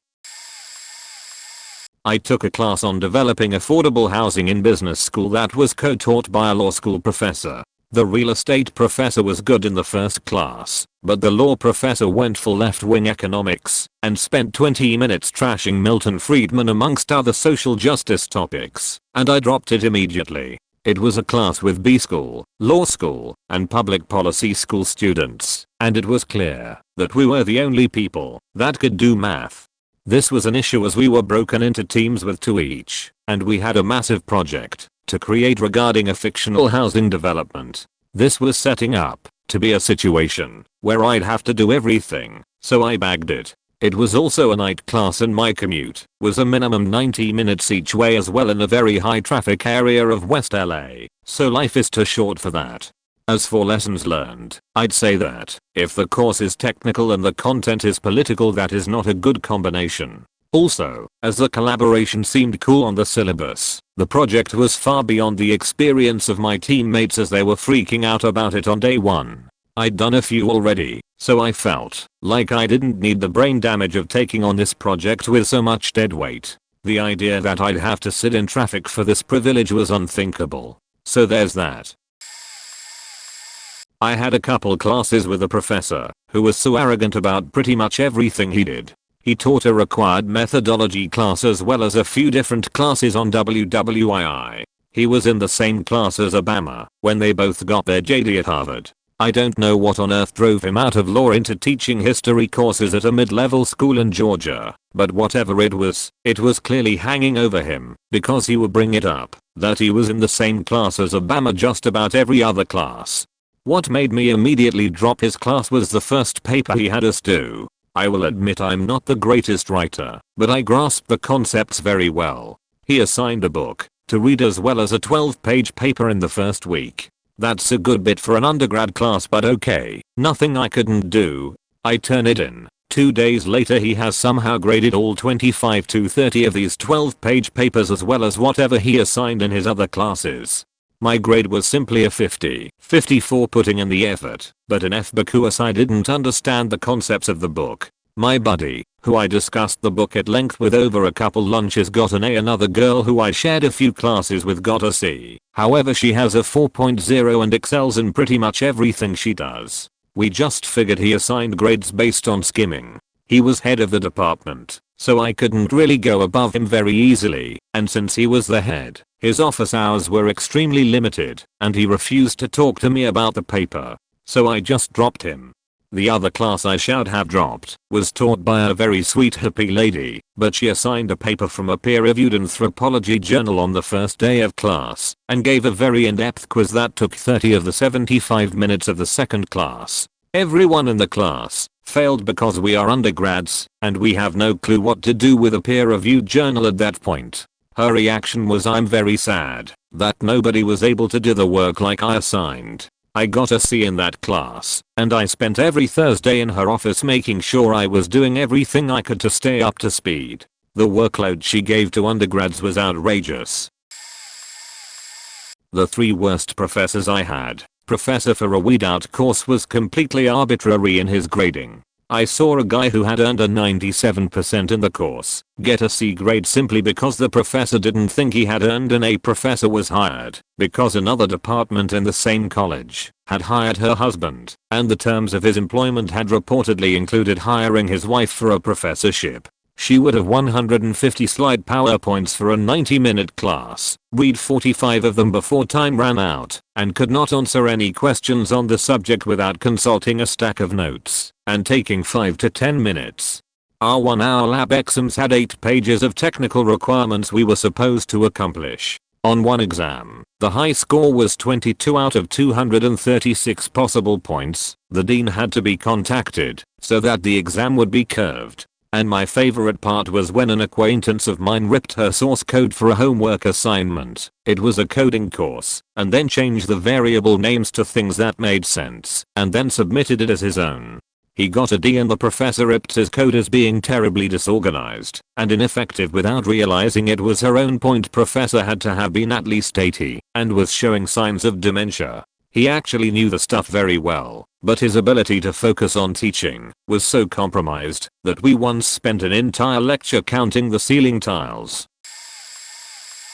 Okay, this isn't my story, but my wife's. The basic communications class was mandatory for pretty much everybody. You know, get a little public speaking knowledge and experience. Well, the professor she took the course with had this trifecta of warning signs too big to ignore. 1. The usual books for this class weren't good enough. The guy wrote his own textbook and had it bound at the university's press. It started out with a review of the classical Greek figures and cited incorrect information about them. Can't recall what, but it was pretty basic stuff. Point 2. The royal we. Point 3. The memory exercise. In theory, this makes sense. He gave the class a list of 10 objects to remember. Just random stuff. Because, I guess, you need to be able to maintain focus and composure when speaking publicly. I don't know the full list, because my wife couldn't keep listening after the first 3. The first item is a gold brick. The second is a box. I like to think of it as a nice wooden box lined with velvet, in which I keep my gold brick. Third is a gun. My gun is like an elephant gun, and I use it to shoot people who try to take my gold brick. So, with that insanity, the guy referring to himself in third person plural, and the incorrect information in the book, she dropped that class like it was a tarantula. This class is designed to make you fail. Classes with professors that openly admit they don't want you to succeed are rarely worth it and should only be taken if your degree mandates that you take them. They'll say they're weeding people out, but most of the time they're just being jerks who don't want to take the time to teach their students. They've built their class around one learning type, and unless you're that type you are out of luck. Basically, it's the teacher, not you. Don't put up with their garbage. I had multiple French tutors and one computer science professor that was like this. They had a you get it or you don't attitude about things and use the we're just weeding out those who aren't cut out for this attitude. Note, yes, I said French tutors. The professors themselves recognized that anyone in a 100 or 200 level course was there because the school mandated that level of a language in order to graduate. But as for the tutors and the C++ professor, they were really inexcusable. They would direct me back to the book, chide me for asking them to tell me what exactly I did wrong. I'll learn by correcting my mistakes. It's why I'm so good at math. My math teachers always showed me where I messed up and helped me fix it all the way down. Once I had an example of how to do something correctly, I was able to repeat it in a wide variety of ways. The C++ professor seemed to think that I was just being lazy when I asked him to 1. Point out where I made the mistake and 2. Please teach me the correct answer so I can do it correctly going forward. People who are asking questions aren't being lazy. Some of them are socially awkward. Maybe they have a certain sort of disability, or maybe they have autism and are just trying to learn the way they learn best. But if they showed up and are asking questions, then they are clearly trying to grasp the material. Don't weed them out because they aren't you, and don't learn the way you want them to learn. You're the one that needs weeded out because you're the rotten apple in this situation. I really wanted to do well in my IEE 305 class, Information Systems Engineering, so I took a lot of notes, even though the professor just read off the PowerPoint word for word. When anyone asked questions she would say I don't understand to 90% of them. Then she would finish her lecture with 30 minutes to spare of the 50-minute class and demand we ask tons of questions, and when we ran out, after asking as many as we possibly could, she would punish us with quizzes. No more questions? Okay fine. You get a quiz. Almost every day. My first assignment I got a 67%. I said fuck this beach and stopped paying attention in class entirely, and my next assignment? 97%. Next. 99%. Next. 100%. That's a very bad sign. She ended up assigning something that can only be done on Microsoft computers and half the class had Macs, and when people reached out through email she just kept saying I can't help you. Talk to an IT expert. Some people went in to say they couldn't even start the assignment and she gave them 100% for effort. This was at least a 3 to 4 hour assignment. This would have been a good time to drop for a lot of people, but I was doing well since stopping listening to her, so I stayed.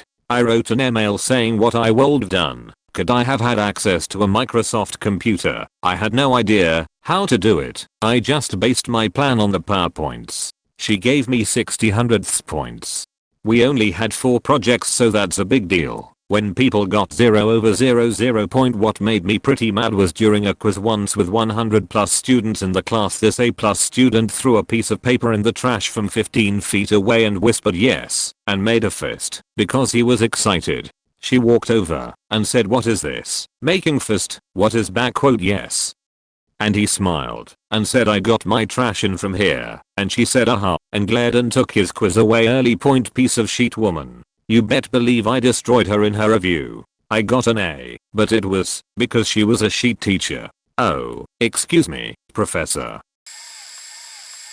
So, not exactly a class, but it was an internship for credit, and throughout the semester I was supposed to do various reports and whatnot. To get the process started I had to go talk to a counselor, make sure everything was good to go with my job, and then finalize the process once the classes is added by having my boss sign a piece of paper. I did all of the above. Everything went smoothly until I emailed the professor asking a question about whether or not I should be turning in the monthly reports through Canvas or email.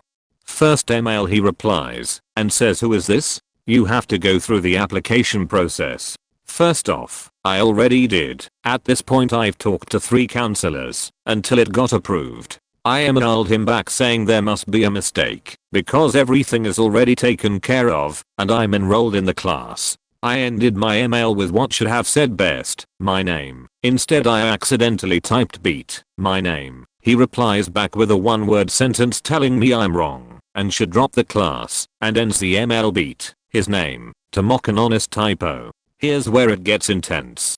I decided he's not the guy I want to talk to, figured he's just having an off day.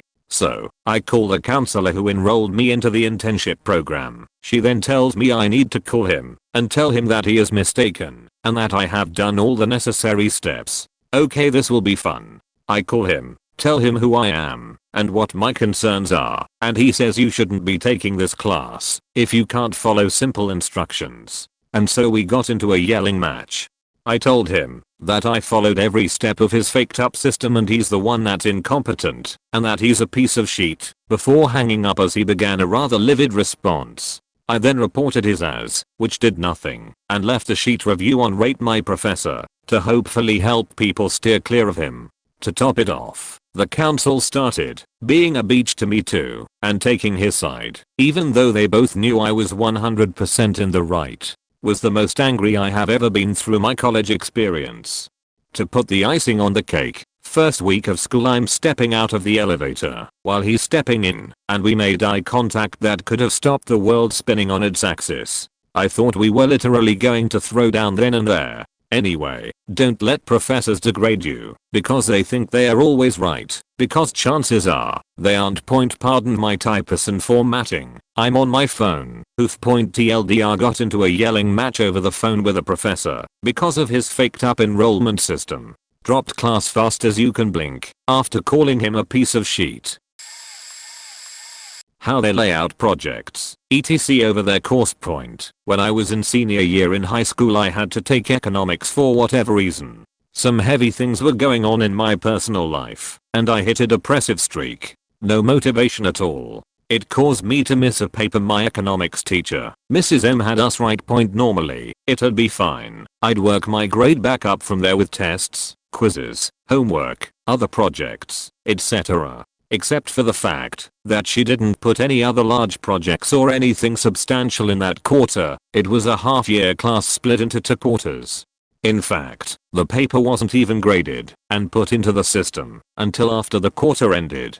To which she decided to make it our midterm grade because she couldn't catch up with all the things she already had to grade for all of her classes. What did that mean for me? Since I hadn't turned it in yet, instead of labeling it as N/er and changing it later, like she did for everyone else in the class, she put a 0 into the system. My grade took a nosedive because of it.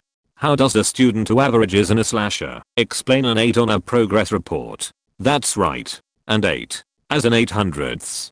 At least progress reports weren't too important or set in stone. They just give you a halfway here's how you're doing kinda deal point. And it's not like I was a horrible student or anything.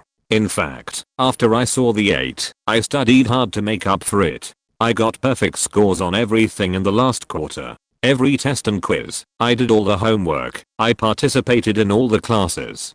And what did that bring my grade up to right before the final? A 56. All because there were no large projects to our balance. That 0 point my guidance counselor told me to find my motivation and write the paper or I'd fail and have to retake the class and pass. I was on the honor society and rank 11 over 77 in my class. It was a small school. I had a 93 in App Calc FFS. The other, more reasonable guidance counselor pointed out that I obviously understood everything and was doing fine in the class based on my work, and that it was the teacher's fault for making the paper the impromptu midterm last minute and having nothing else planned to outbalance it. Well, I got a perfect score on the final, and it brought my grade up to a 72. I passed and got my first C on a report card ever, all because of one paper that wasn't turned in. TLDRI, a straight A on a society student, almost failed a class because a teacher weighed most of our grades on a paper I didn't hand in and didn't tell us it would instead be our midterm grade until after she was supposed to have graded them. There are 2 classes I've dropped so far. While in college first class I have dropped off my group. I'm studying a computer science equivalent, was paired with civilian engineering, and the class was taught by a so-called doctor in GLG who barely knew any statistics or probability. The director of civilian engineering somehow thought he was the right fit for the class, just because he was a PhD student. Turns out he wasn't. He heavily relied on a specific book that was a mess itself, written by a German guy. For one, the book was written in academic rhetoric and it also was plagued in overly dumb affirmations that resulted very misleading, like, if we were to measure a group of people, we can be certain that all measures will not be 0 nor negative. You don't say. Oh, and how could I forget the axioms that were filled with small yet deliberately placed formatting traps that made 3/4 of the class stumble and fail even in the most simple statistics tasks. For the moment my programming course was far more important, so I dropped it like a stone. The second class I've ever dropped was yet another mixed or multidisciplinary class. This time they mix graphical design, marketing, communications and us computer science. The teacher was a guy who had an advertisement agency who also happened to have a major in computer science, and therefore he thought we were a must-have in that class. He never actually explained why or what we were meant to do. It was pretty evident for all of the other majors, but we were halfway in the semester and still wondering what was our role other than to put banner ads in a website. This guy filed to explain every single topic seen in class and expected us to attend a reunion in his agency called Hackers and Founders, in which neither of both could be found. The MKT classmates were a case of their own. I dropped that class when they expected me to make an actual working social network so they could point to a place they were intending to put an ad, not a mock-up, a working, remote server hosted, interactive page so they can point to a place in it, and they needed it by the next day. How funny is to work with those guys. I'm taking a 3-week math course, and during one of our sessions the teacher was having difficulty getting the class to basically shut up and do work. Unable to accomplish having a constructive environment, she changes her focus on me, the kid with the headphones on. She basically interrupts me from my assignment that she was trying to get everyone else to do, and tells me to take off the headphones. As someone who has difficulty getting engaged in assignments, I ignored her and continued doing my work. She goes up to me one more time and tells me to speak with her in the hall. Once we go outside, she goes on and says how in the 20 years of teaching she has never felt such disrespect before. My response was a simple question. I asked her if she was aware of the psychology behind music and performance and focus, where unsurprisingly enough she responded, "Look, I don't make the rules." She then proceeded to tell me that my actions have caused to make me look really bad compared to others. Knowing that the situation made her look like the bad one, I wasn't offended, but I responded appropriately by informing her of my ADHD and how I would rather listen to headphones than be on a type of medicine. Feeling guilty of the new knowledge, she tries to find common ground with me and said that her son also has ADHD. I told her never in my 20 years of being a student have I been felt penalized for staying actively engaged in a classroom filled with disruptions that a teacher fails to dispute. I told her that it's sad that I have to be the one reaching out to her, and told her that next session she wouldn't see the headphones, and I wrote my name on attendance and left class immediately. She probably felt even worse after having to deal with the same students socializing. Serves her right. Good thing this class is only 3 weeks long. Had a history teacher, Ike, PhD but not full prof, in a freshman level, required for all students, read, packed auditorium, basic US history class. The class was primarily oriented on tests for final grade. The first test's average score was something like a middle D. She was taking off more than half points for not parroting verbatim answers that she had only ever presented in class once, and only verbally. Literally the only hope you would have had would be to record/copy down every word that came out of her mouth and memorize it, even if it just seemed like a passing comment point. She said she would not be doing a curve, and essentially implied that the low scores were entirely the fault of students, not her teaching or scoring style. As somebody who actually went to class, took good notes, and studied for the test, only to still get a low C, nope. Not gonna fuck my GPA for that kinda bullshit. Come the fuck on. I remember there was some kind of email she sent out not long after trying to talk people out of dropping. I can only assume it's because people were, understandably, abandoning ship in droves, but yeah, absurdly strict grading, extremely low scores on the first test, and zero ownership of responsibility in that outcome, for a faking 101 level. Required course. Huge red flag. Fuck that. Honestly, probably the only teacher/prof in all of college I have an unmitigated negative opinion of, excluding Engie profs who were obviously only teaching because they had to in order to pursue their research passion.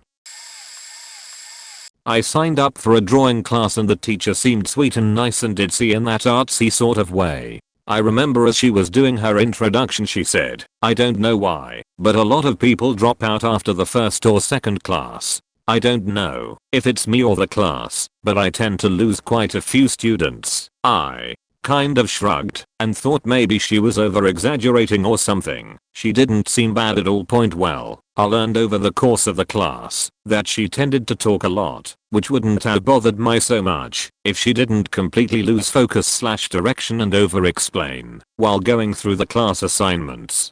She'd start in on the explanation, and then someone would ask for a clarification, and then she spent the next 20 minutes circling around the answer while throwing in random information. And we were expected to put down our work and focus on what she was saying, since she'd start off by making it sound important, which the initial answer was, just not all the other crap she threw in.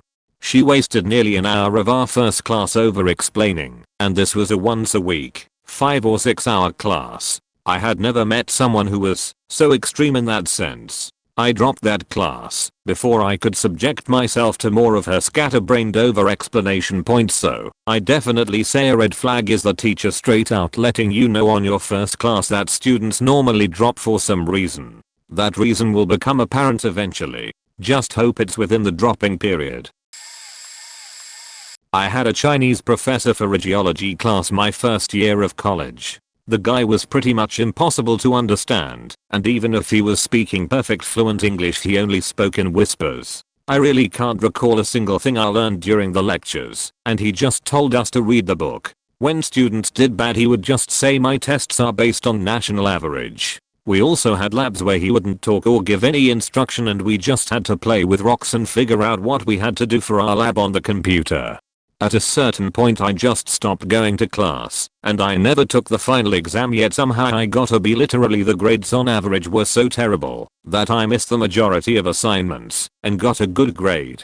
I heard from other students that it was worse in their classes because they had international students from China, so the guy spent majority of the class answering questions in Mandarin and wouldn't translate for the rest of the class. I'm sure the guy is smart and knows his geology, but he was just an awful professor. I don't really get how he had his job. I think because he was like the head Chinese professor and helped the international Chinese students out a ton. The university didn't want to act in any way that would hurt that.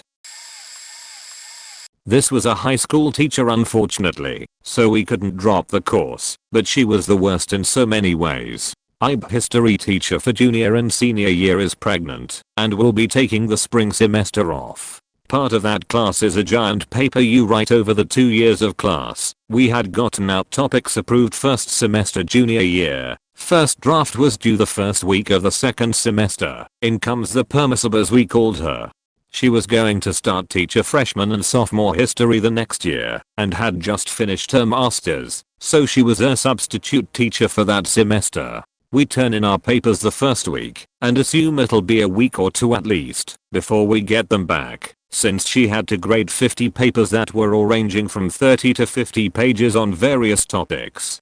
She come on the next Monday and starts berating everyone about how terrible our papers are, how no one deserved more than a C. These were supposed to be worth 25% of our grade for the semester, so that was tough to hear. Then the best part, how she would be embarrassed to turn any of these on to her professors last year. Like no sheet, I'm 16 at the time and you just finished your master's thesis. I wouldn't be taking high school history if I already had a graduate level understanding of the subject matter. Any teacher who doesn't understand that their students aren't as well read in their subject matter as they are is an idiot.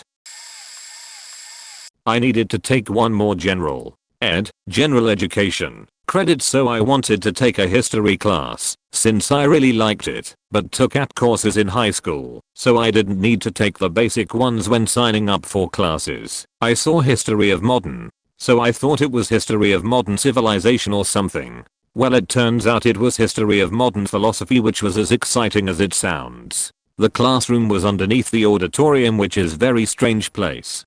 My entire campus was concrete, so it was basically like you were in a dungeon. First assignment was to write a paper on a topic that was not too broad, but not too narrow. What? I asked the professor about few different topic options, and he didn't like any of them. Luckily I was taking another philosophy course at the time that my friend dragged me into, so I used a paper I wrote for that professor with some edits. Ended up getting an A in the course, but I literally played games or watched movies the entire class in the back of the room. Ended up being an easy A, but every assignment was driving me to have anxiety because I had no idea what I was doing. Every assignment was like pick a topic not too broad or narrow about a random philosopher we were talking about. There were like 30 kids in this class. Somehow I ended up doing really well and had to read my papers in front of class. I literally played slime soccer and watched stupid YouTube videos all class every class. I'm also not a philosophy major, but I was good at writing and bullshitting, so I ended up getting lucky. During my undergraduate years, there was a professor renowned throughout the whole department for being one of the most difficult professors you'll ever have. And not just the class being difficult, but he was personally difficult person to work with and be around. As a requirement for majors in the department, you had to pick between his class and 2 others. The other 2 would fill up almost immediately on registration, so if you weren't up at 6 AM on your registration day when the floodgates opened, you were stuck with him.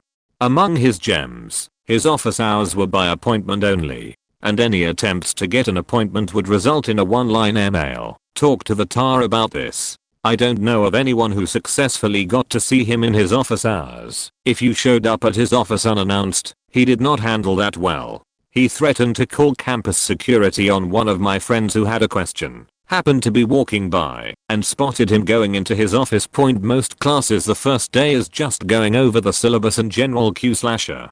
Not him. Full 15-minute lecture on Monday, first quiz on Friday. But he couldn't make it to class on his first day due to being at a conference. So he videotaped himself giving the lecture and had the tar play it for the class. He would not end class 1 second early. Because he had been giving this class for probably 20 years, he had his timing down to a science. He would start precisely on time and finish precisely on time. And if he somehow finished early, he would tell everyone to start reading and leave the room, instructing the tar to tell everyone when it was time to leave. He was known to insult people who asked questions in class. This is a junior level course. You should be smart enough to understand this. Do you need to go repeat previous course, or you need to leave? If you can't understand this, or McDonald's across the street is hiring, it may be better suited to you. Basically, by the end of the first week, nobody would dare ask him a question. They would ask the tar after class. He threw one girl out of class because he didn't think she was dressed appropriately. She was wearing sweatpants. Bringing food or drinks, even a bottle of water, into his class was a definite no-no, and would result in him stopping the lecture and refusing to continue until you left the room. If you were late to class, he would stop the lecture until you left. So don't be late. Other profs would give students hints on how to deal with him and pass his class. Let that sink in. Other professors were helping students in his class because he wouldn't. His class was the only class I dropped during my entire undergraduate career. Took me about 2 weeks to realize this was insane. From what I understand, more than half the students who started his class eventually dropped. Most not because the material was difficult, even though it was, but because he was such an arrogant as that literally nobody wanted to be around him. And he could get away with all this shit because he was tenured and had been there for like 30 years. I get that universities need to keep some people around based solely on the value of their research. I can only assume that was the case with him. But there are some people who simply aren't good teachers and should not be teaching class. In college, I took as many psychology courses as I could without actually declaring it as a major. I had a cultural psychology class I was excited about. The first day, the professor said here's the syllabus, but we won't really be following it. Red flag #1. He would spend a lot of time on rants about global social justice. That was the way he pronounced it. That didn't really have any academic merit. When someone would try to steer the class back on topic, he would ignore them or argue with them. Red flag #2. He would frame any discussion with the time he spent in Ghana. Literally everything was about the time he spent in Ghana. Women's rights, Ghana. Sexual morals in various cultures, Ghana. Paranormal beliefs, Ghana.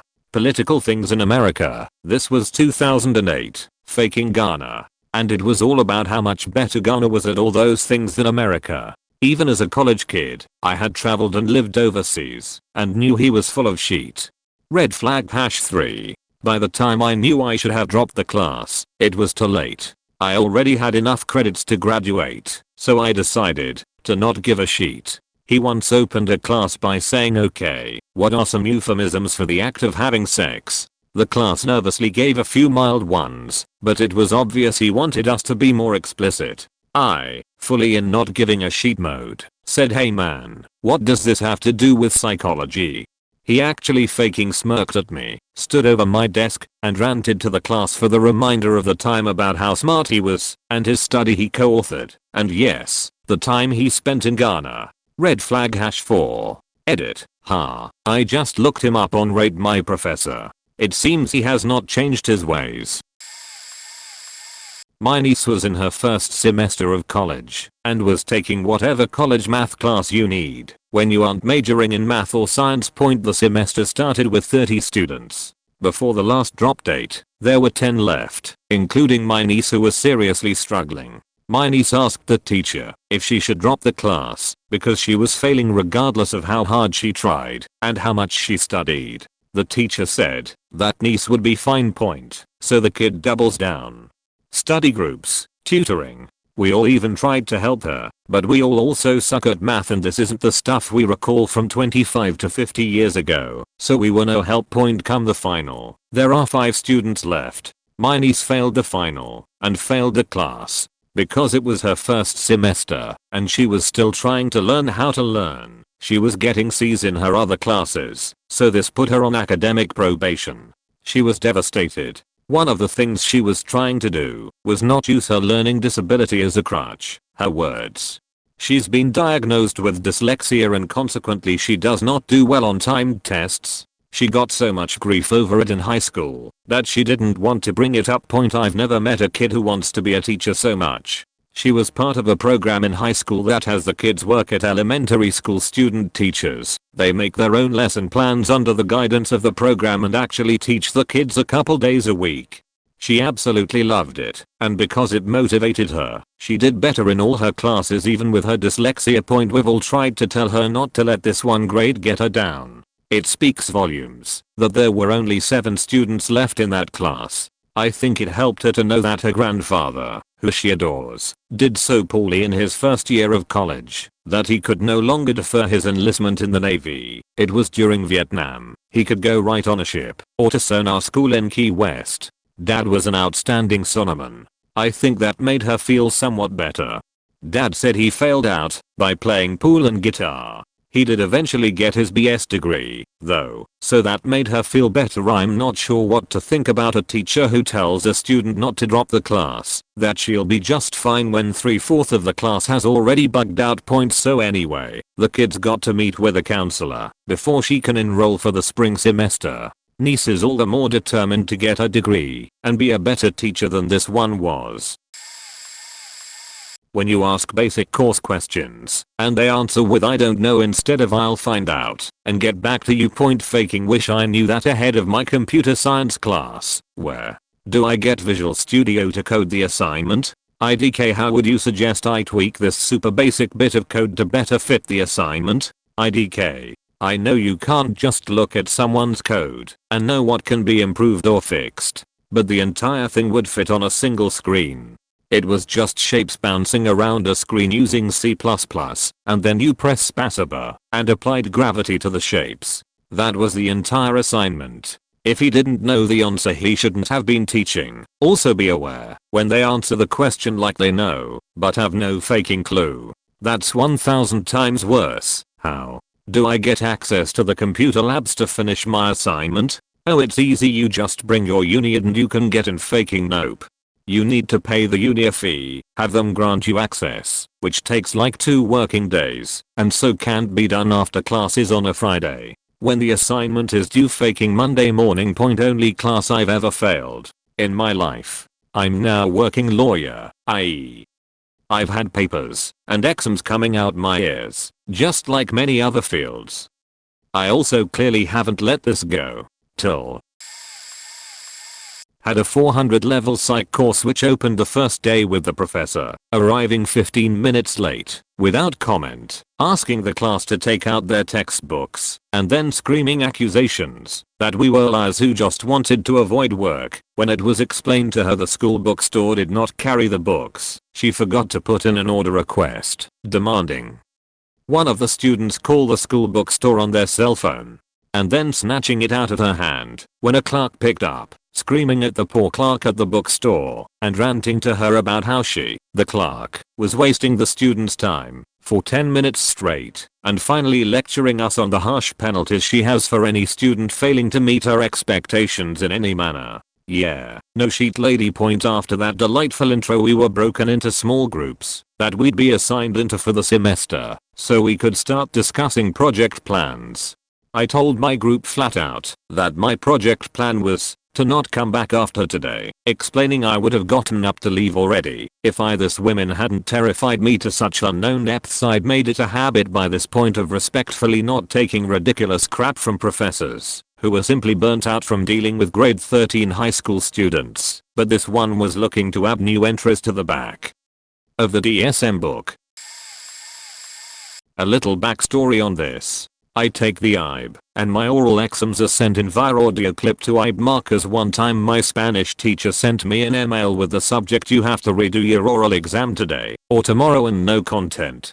I emailed back, but no response point. After waiting until 7 p.m, I emailed the academic dean of my school, who responded saying she hadn't heard a thing about it, that she would get in contact with the teacher, and that I would not have to redo the exam.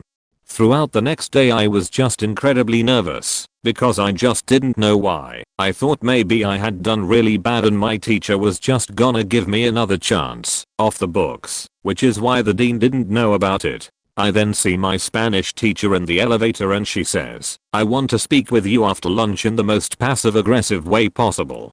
In our meeting she asks why I went over her head, to which I explained that she hadn't responded to my email, and she said that she doesn't respond to emails after 3:30, which was confusing since I sent the email at 2:10, but then she said I was teaching a class, "You should know better." I then told her I was nervous because I have about 15 papers to study for, and I didn't want to have to redo one. She said that she had just accidentally deleted the exam. I then asked why I would have to redo the exam for a mistake she made, to which she responded, "You're being aggressive."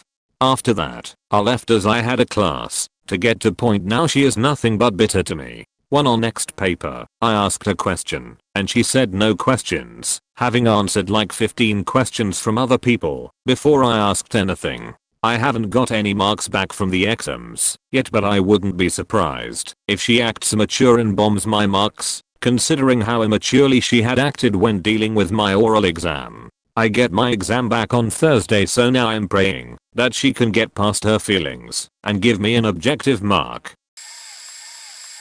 This wasn't an immediate red flag and too late to drop the course, but I got a monster flu once, complete with fever and frat party levels of puking, and was totally bedridden for a week. I still have fond memories of my roommate rolling Gatorades into my room while refusing to enter the death zone point. When I was able to get out of bed, but still quite sick, I dragged myself to the campus clinic to get a doctor's note for all of the classes and assignments that I had missed.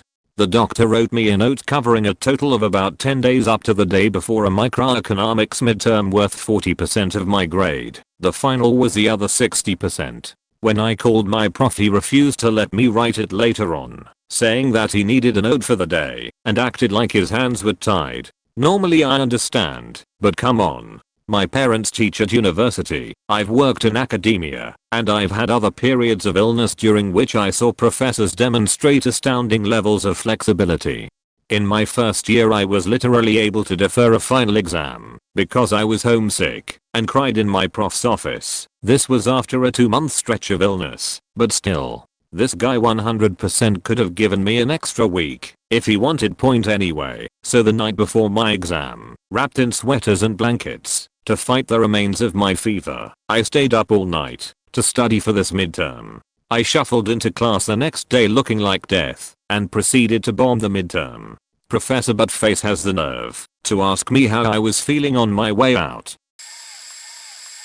I had signed up for a self-defense class at my college. The teacher was super weird, probably in his late 20s, wearing flip-flops and jeans. Just a weird combo. He kept talking about these grandiose stories of how he fought off 7 guys using only a brick, how he punched a guy out in a bar for hitting on a woman the wrong way, etc. Then he talked about how he's glad that there were both women and men in the class, so that women could experience being attacked by a man rather than each other.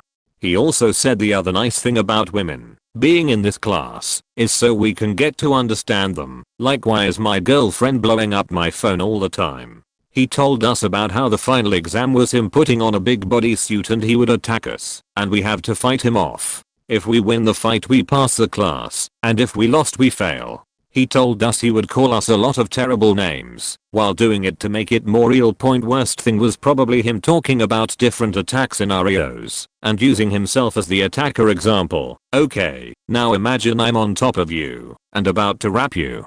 What do you do? Also, alright, so me and you are at the bar. We are having a good time. We are vibing. We both wanna take it to the next level. but then I start getting too handsy with you and putting my hands on your body, and even though you wanted it before, you don't want it now. What do you do? So, yeah, that. I've never dropped a class immediately after the first day, but that one was just too faked up. I did take the class again a year or two later, and had a very nice older guy who didn't have all the men in class as attacker roles.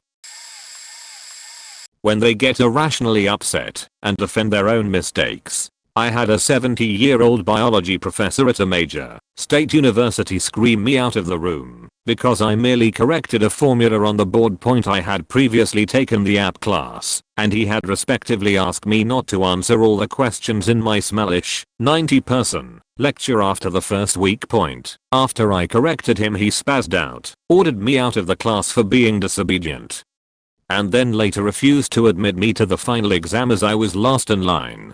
The exam started at 9 AM and due to weather and a slight oversleep, it was 9:15 and the line to get in the room to have your ID checked was maybe 10 people long. Everyone else got in but me. Closed the door right on my face point. That was a real hard F to take, and I had to raise hell to with the dean and the head of the science department several times before I got a retake.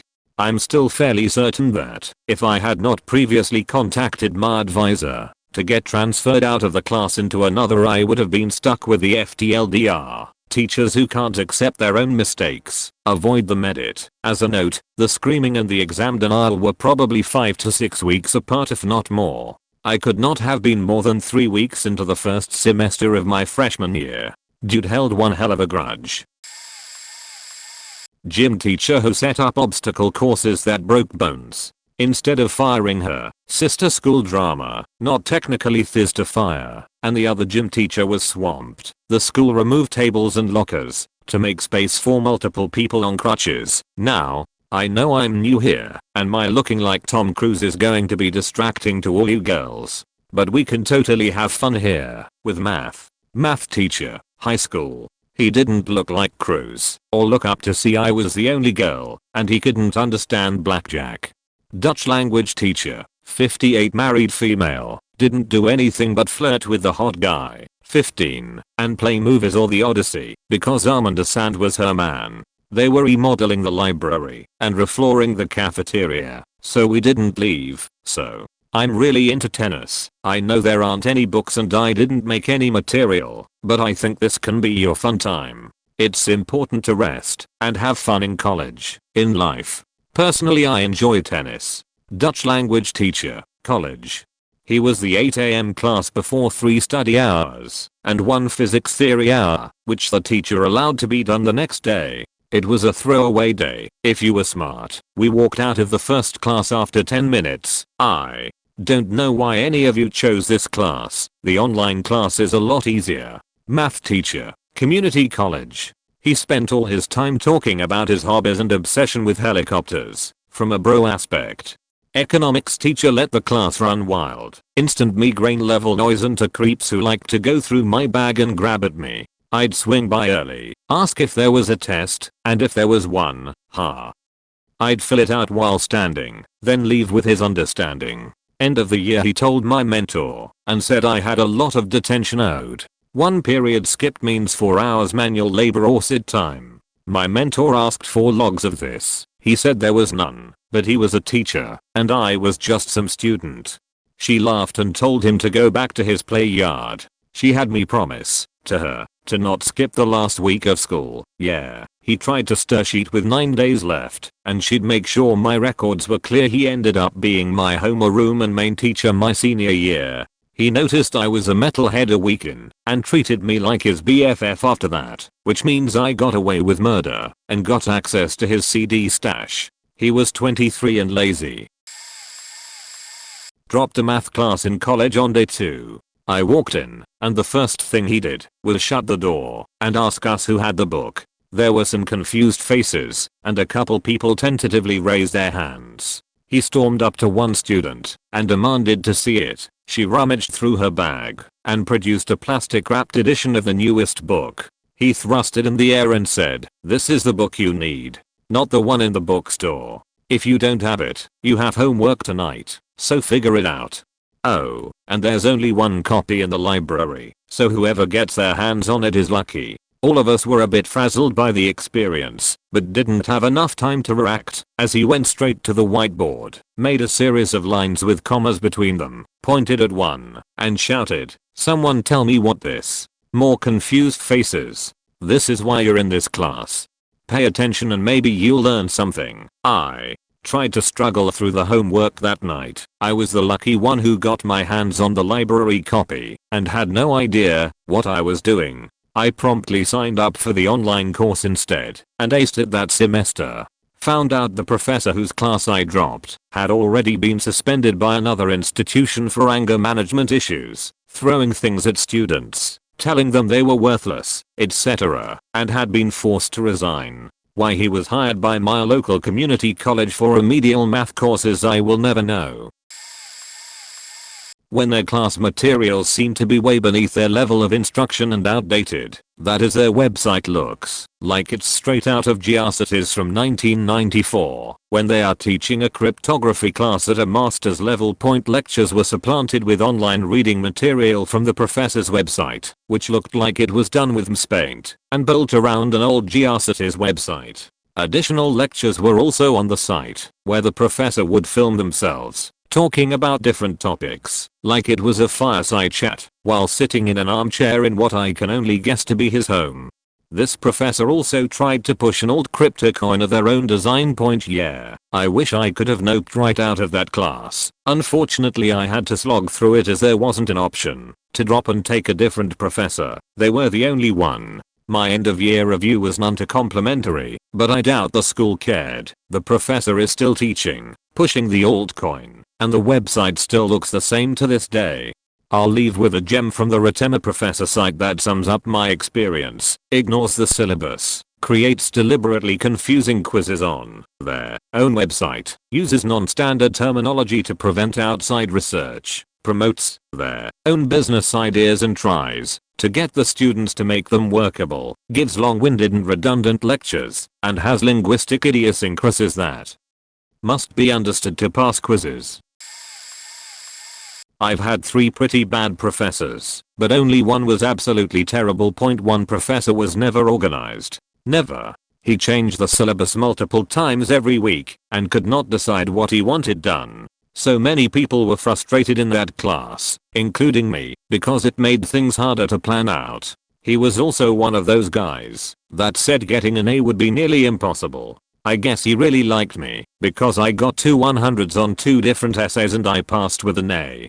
He was very nice and a likable guy, but very inefficient. One professor was a foreign language teacher for an intro class. She spoke to us constantly in the language, barely explained concepts that were hard, and added words that weren't even covered in the unit to tests. We barely interacted with one another, and spent most of our time writing random phrases than actual sentences or speaking. Again, a very nice professor and very sweet and charming, but frustrating. Last professor, a creative writing workshop, Mr. Douche. I was recommended this guy, and heard he was a very awesome teacher. Lies. The guy had a few of his plays published, and so he thought he was hot shit. He strutted around the class with this sort of air how he was a superior writer, kind of acting like a bully on a playground. He would never give good guidelines to what we were supposed to write and then give shitty feedback that barely helped at all. I never really developed as a writer in that class. I didn't learn anything substantial because the required textbook we had was wrong and stupid in his eyes, and he constantly ragged on it. Nothing you did was ever good enough for him, even if you're an overachiever. Which brings me to this poor girl in my class. What pissed me off the most was the final grades. This girl in my class wrote extremely well, often asked him for advice before and after class, and went well out of her way to become a better writer. We get our portfolios back with our revised work and the asshole gave her a B. I somehow got an A, and I didn't do most of what she had done. I've seen this girl's work. She seriously deserved my A, and it broke my heart to see her staring at her grade with tears in her eyes. Her entire outlook was shattered in that moment. She had done literally everything she could, not even sucking up, just working hard to develop better, and this guy just knocks her down. I wanted to throw my sheet portfolio back at that prick. This university really kind of sucks and is poorly organized in the offices. They have lost so much of my paperwork that I'm going to start asking them for copies and for the person helping me to sign and date it. They've lost my high school transcript, health form, a payment form, a loan form, and my tax forms, which have to be ordered and faxed, a process that takes up to 2 weeks. My entire first semester has been nothing but scrambling around and being frustrated trying to undo their mistakes. I've had 4 breakdowns just that first semester because I was so upset, while also dealing with other issues, such as a threatening roommate situation. If I could, I would transfer to a school that had their sheets together, but I can't, since I was awarded such a great scholarship from them that pays almost the entirety of my tuition. Had a professor with a syllabus that he never updated from previous semesters. Had assignments on there that were never given. Due dates were in spring, when we were in full semester. He was always rude, defensive, never had the time for students, and borderline aggressive. I eventually found out, after hours of digging through the internet, that this professor has a history of teaching multiple classes at the same time, for different schools, in different states, not showing up for classes cause he can't be in 2 places at once. And also resigned at a school following an investigation into his credentials and criminal record that includes harassing students and stealing from his coworkers at a news agency. He also pled guilty to stealing $1,700 in checks that were supposed to go to summer interns at a place he worked for. Former students have filed restraining orders against him. He lied about having a PhD and never disclosed felonies to his employer. In a novel that he assigned to his class, the protagonist came from the ghetto and rose up in his life and career in part by lying about his criminal record to employers. I wonder where he got the idea from / why he assigns this book. At the time he was teaching my class, he was focusing on his other job as a journalist, writing 2 to 4 articles per week, and neglecting his teaching duties. He manages and writes for his Wikipedia page, reports negative reviews of him on rotemaprofessor.com, and writes himself positive reviews on rotemaprofessor.com. In a stroke of genius.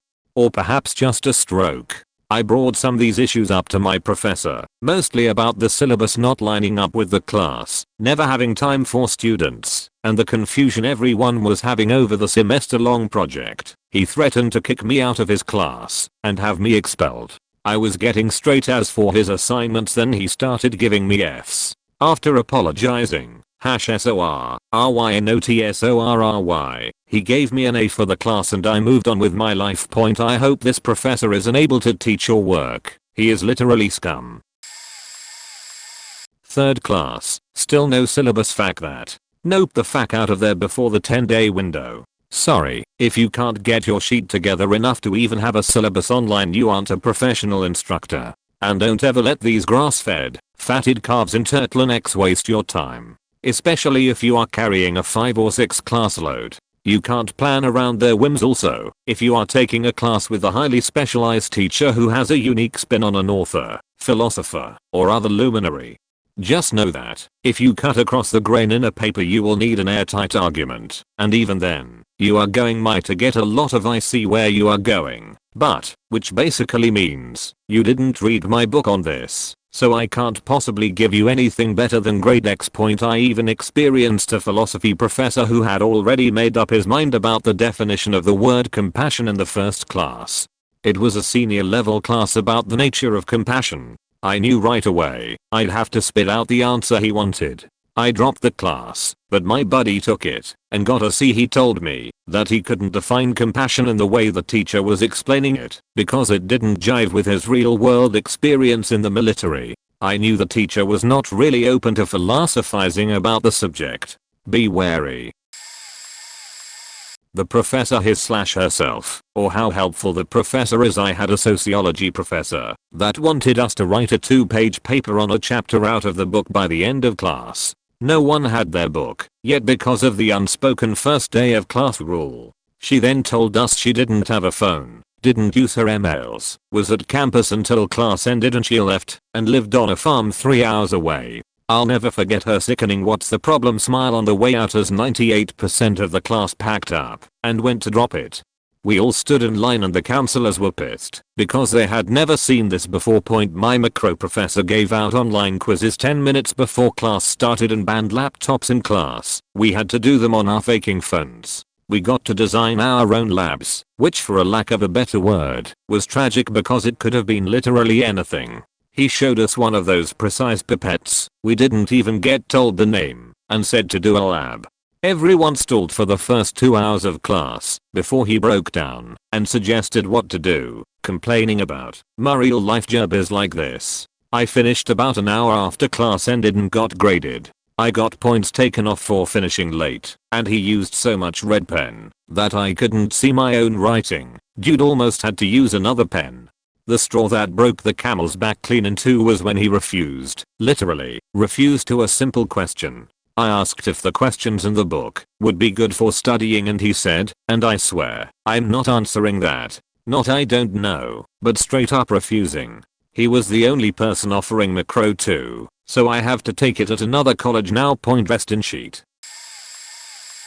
I tried taking a brand new course on safe computing at university a couple years ago. It required using a language that wasn't used in any of the other courses and was run by two people, both of which with, apparently, not enough time to put into it and no desire to listen to student complaints. The first assignment probably took 14 hours to do and had half the students in the course working together, which wasn't intended. Same with the second. The lecturers didn't seem to have clean, working solutions to hand either. It was all very cobbled together. Along with that were frequent corrections and amendments to the material provided. When the third assignment seemed even worse, I dropped the course. There was another course where the lecturer was basically forced to teach part of his contract, but really didn't want to. Thankfully the tutor was great and the exam easy, but it would have been disastrous otherwise. Oh yeah, they also had a guest speaker at one point who nobody understood. So, to summarize, lecturers who barely have their slides and solutions together, downright unfair workload, no correction after large amounts of complaints. Nobody is even giving the pretense of a damn. Lecturer doesn't appear to be speaking a language known to man. Bonus ones from school. Teacher regularly answers questions/complaints with "well, then you'll have to read up on that at home." Same teacher always made us write down pages upon pages of material without enough time to process. Different teacher would grade us on how much we agree with his worldview on certain topics in philosophy/ethics. I'm probably too late to get in on this, but anyway. Back in my undergrad years, I wanted to get a concentration in earth sciences and a required class focused on crystallographic properties of rocks. A very key feature of this was looking at the atomic crystal structure of them. In his slides, he'd post pictures with no text and talk about how important very specific features were.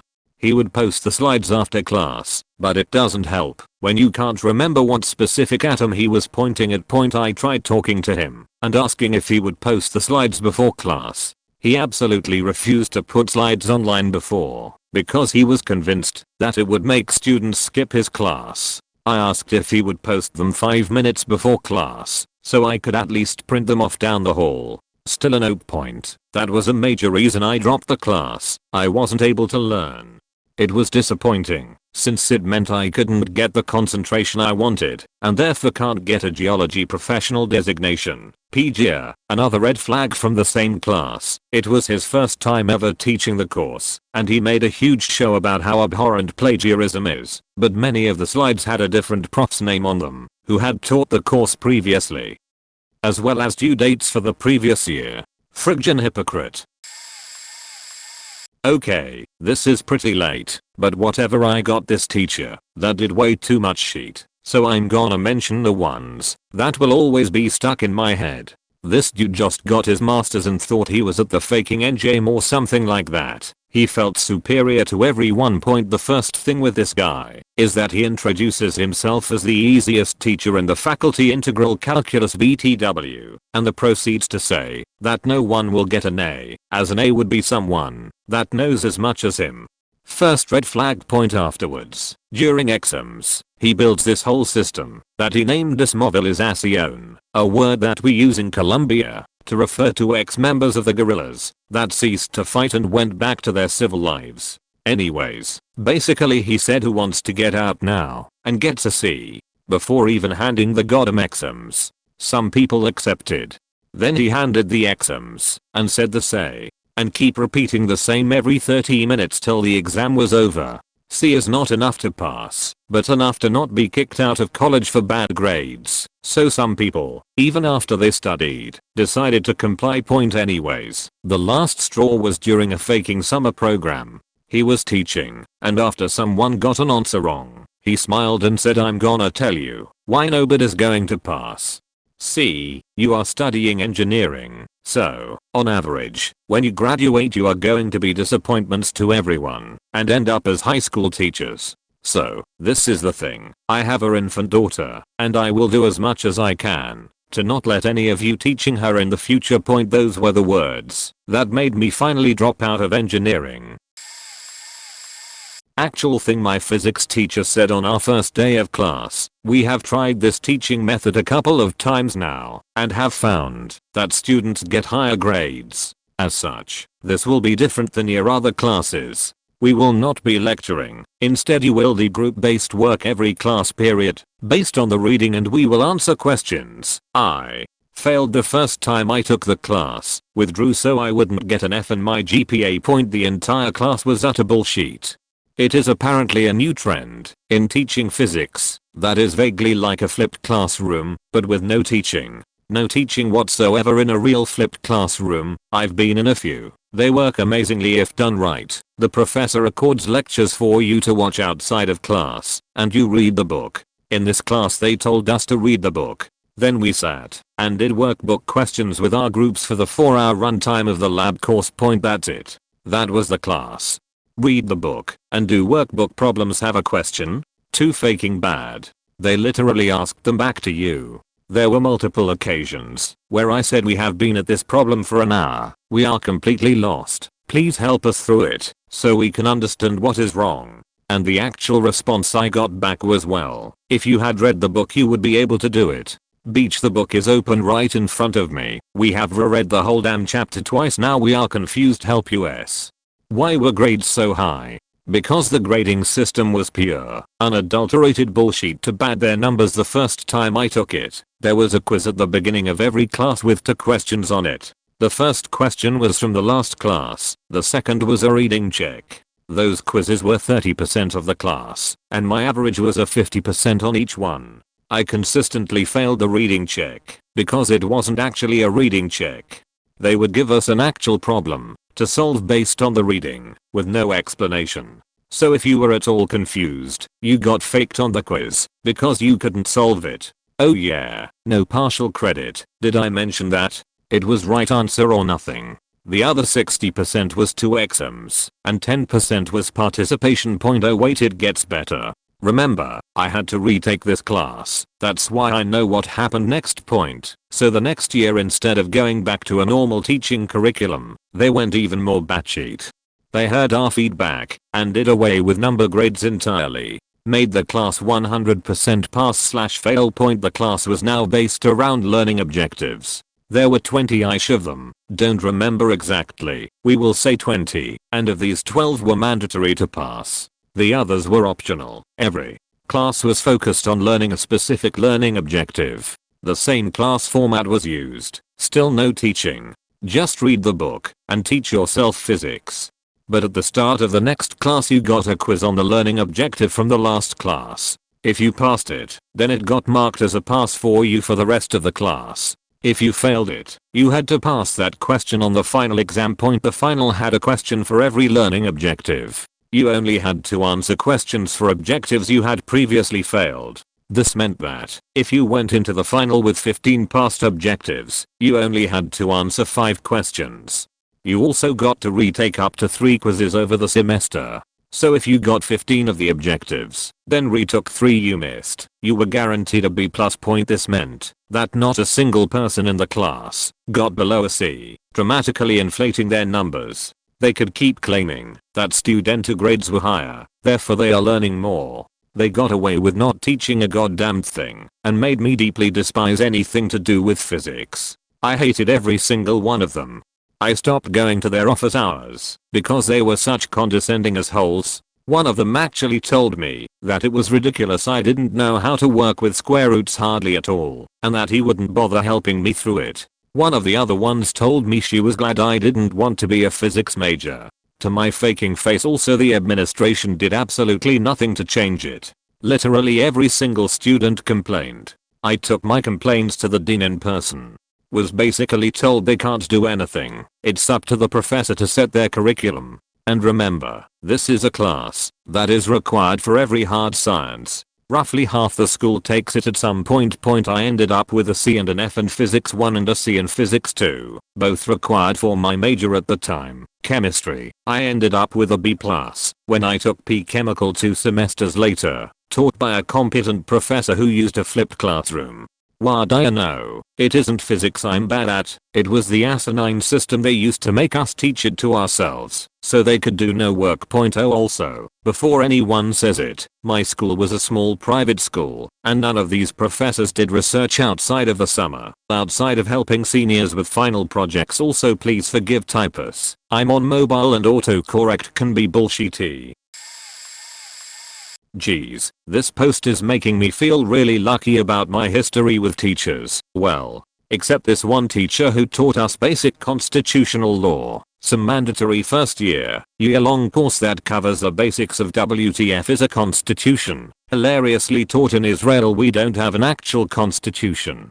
See, most of what he did was dump a fuck ton of court cases on us, often hundreds of pages per lecture, and we had 2 lectures a week.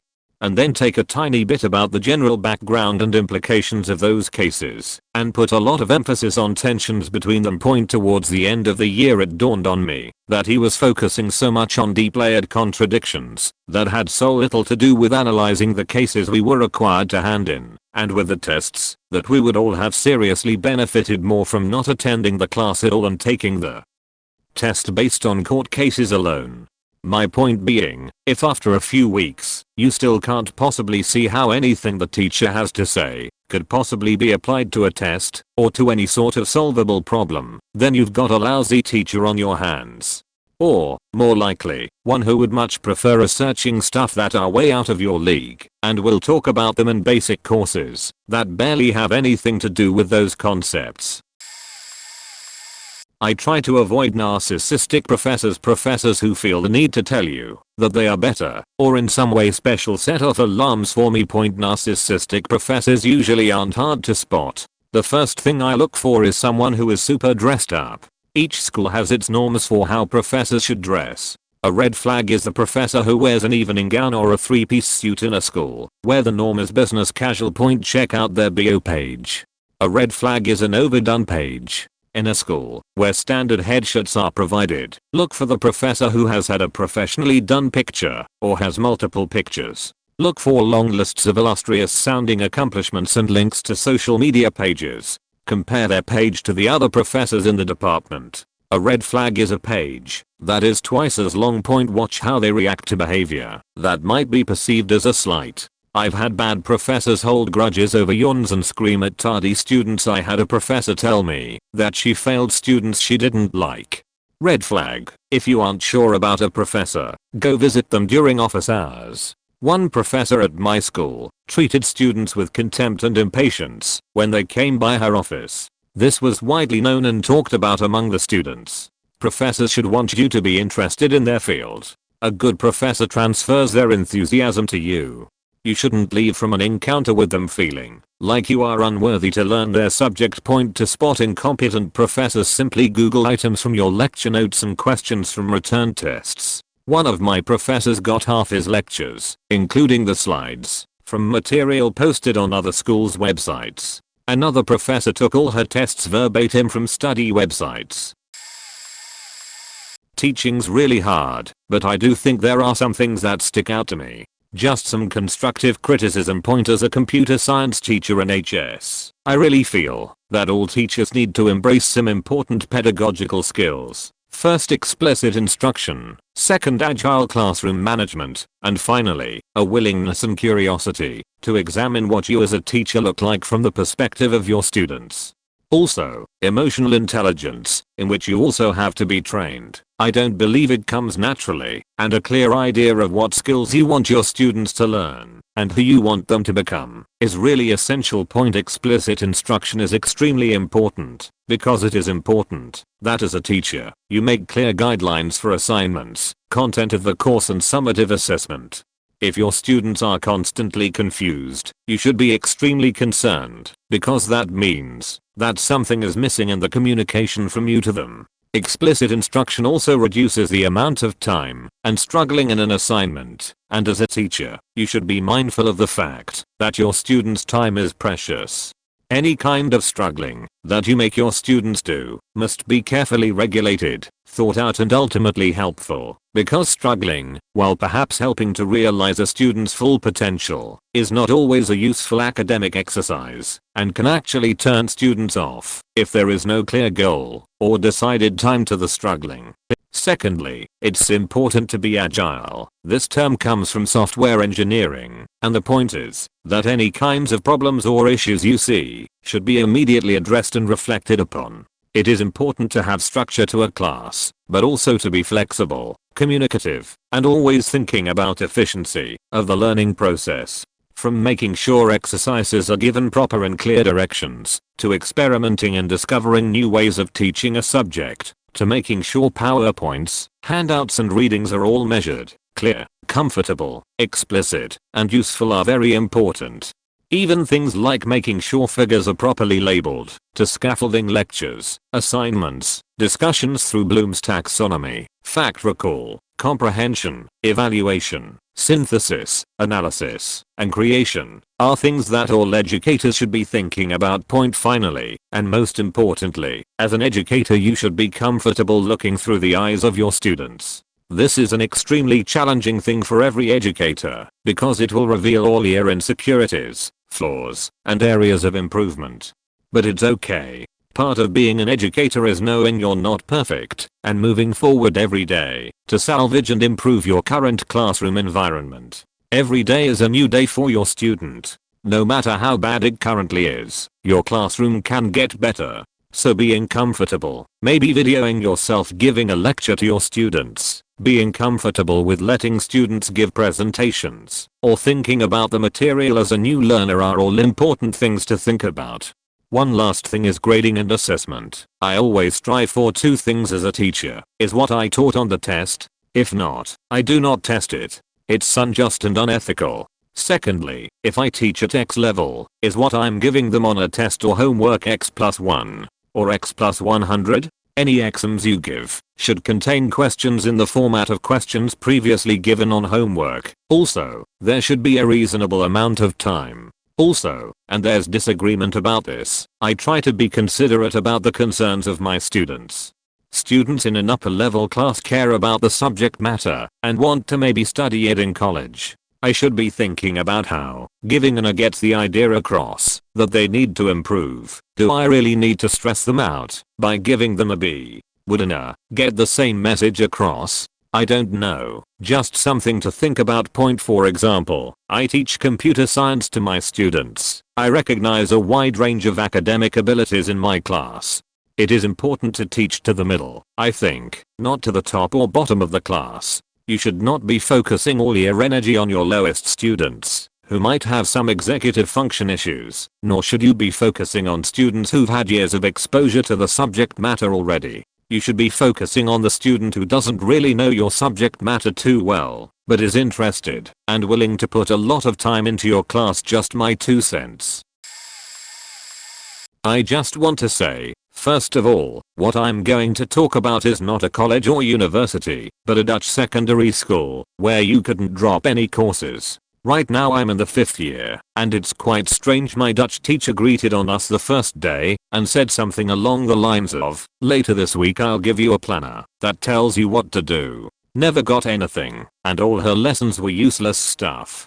Then, a few months later, she tells us to finish our work for tomorrow. I will test you, and you'll get a 1/10 if you haven't made the exercises. She was sick the next couple of weeks and never mentioned a test again. Also, a student asked her something, and she just said no. I asked her about an exam we'd be getting and what it would be about, but she wouldn't answer my question because we just needed to know everything we had the last 5 years and 10 textbooks.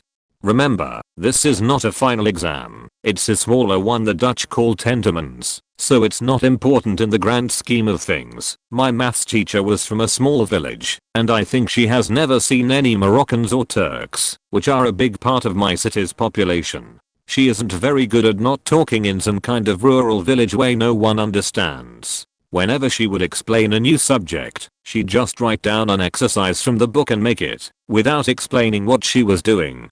Also, when asking for an explanation regarding the sinus etc., she'd tell me to draw a circle. My physics teacher, who honestly was a great guy, didn't speak Dutch very well, at all. I don't know how it is in other countries, but in secondary school here, physics is the hardest subject there is. Although he really tried to help and to learn Dutch, it was pretty hard. In the end, he learned how to speak Dutch, but his thick accent still made it very hard to understand anything. For example, quotient sounded like croissant. There was this intern who, supposedly, had his PhD in English, or something. He couldn't teach at all, and also, couldn't speak English, or Dutch for that matter, without making it sound like he tried speaking a mix of Russian, Arabic and Japanese. I know it's mean to say, but these were the exact words from our teacher explaining why he got fired. I know it sounds over the top, but this is what we have to cope with, not even including all the standard. This is a very important course, and you focus entirely on this subject, without there even being an option for dropping the other courses. Have a nice day. I created an account to share this. It's long as fuck, but I've got 11 years of anger ready to rage out. TLDR. First lecture, same as whole, no one gets an A in this class. Consider a C in A. That's, if you get a C only about 30% of you are going to manage a C. If you miss a class, I need to see either a note explaining why you were in the or the death certificate from the funeral you attended. Long rant. Basically, if your professor is obviously not a teacher, but only doing this because the university/school gives them money for their research, the ones who consider themselves babysitters, drop those classes like wet shoelaces. Ugh. I should have fucking dropped it. I could have taken anything to count for that world history credit. But I was young and stupid and the course sounded interesting. It was ancient civilizations and how they developed as a direct result of their major religions. The subject matter was actually interesting, for all that my D would suggest I learned point, and this professor was a real life Indiana Jones. To his credit, he told some cool stories about his archaeological digs in Egypt. My fav was that he once paid off the police so that he could climb a pyramid and watch the sunrise.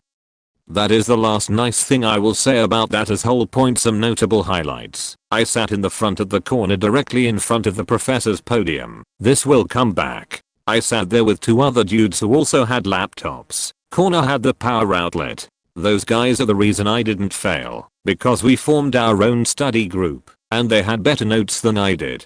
Thanks again, guys. This professor just lectured about the readings topics. Every time he wrote a vocab word on the chalkboard, you had better write that sheet down because the tests were all short answer/essay. If your response didn't include every related vocab word from the board, you weren't gonna get full points. I lost 2 points in an exam once because I had a brain fatched and I couldn't remember the name for a male deer. I wrote buck and he circled it and wrote -2. Stag. My faking mistake, bro. You best believe I overheard him demanding a certificate from the funeral from this chick who missed a class. I think she produced one the following week because she kept attending. One of the guys from my little laptop corner once pulled up a YouTube video of Sam the Eagle, and damn, if that didn't look just like this douchebag of a professor. That's the best thing that ever came out of that course. Really. Also, I said I earned a D in that class, but probably the most annoying thing that happened in their regards, that faking final grade. At first, my posting said that I earned a Z. A moth a faking Z. Y'all, what the fuck is a Z? I had to email the douche to ask him. The canned response he gave was, "I rarely change grades, but I'll look into it." 4 hours later I get this rambling gem of an email back stating that the Z was a mistake. No apology, mind you, just the acknowledgement that there had been an error. Apparently the kid whose name comes alphabetically before mine on the roster is the one who earned a Z. The email also asked if I knew the kid. I did not. Also I found it notable that that kid has a very male name and I have a very female name. Z grades are what a student gets instead of an F when they never attend but don't bother to drop the course. It really peeved me that the professor had eventually taken to calling me by my first name during classes because I sat right the fuck in front of him. So he faking knew who the fuck I was, but he still managed to enter the wrong grade for me. I'm actually a teacher now, and I know that shit happens sometimes, but it pissed me off at the time. Point man, it feels good to rant about that.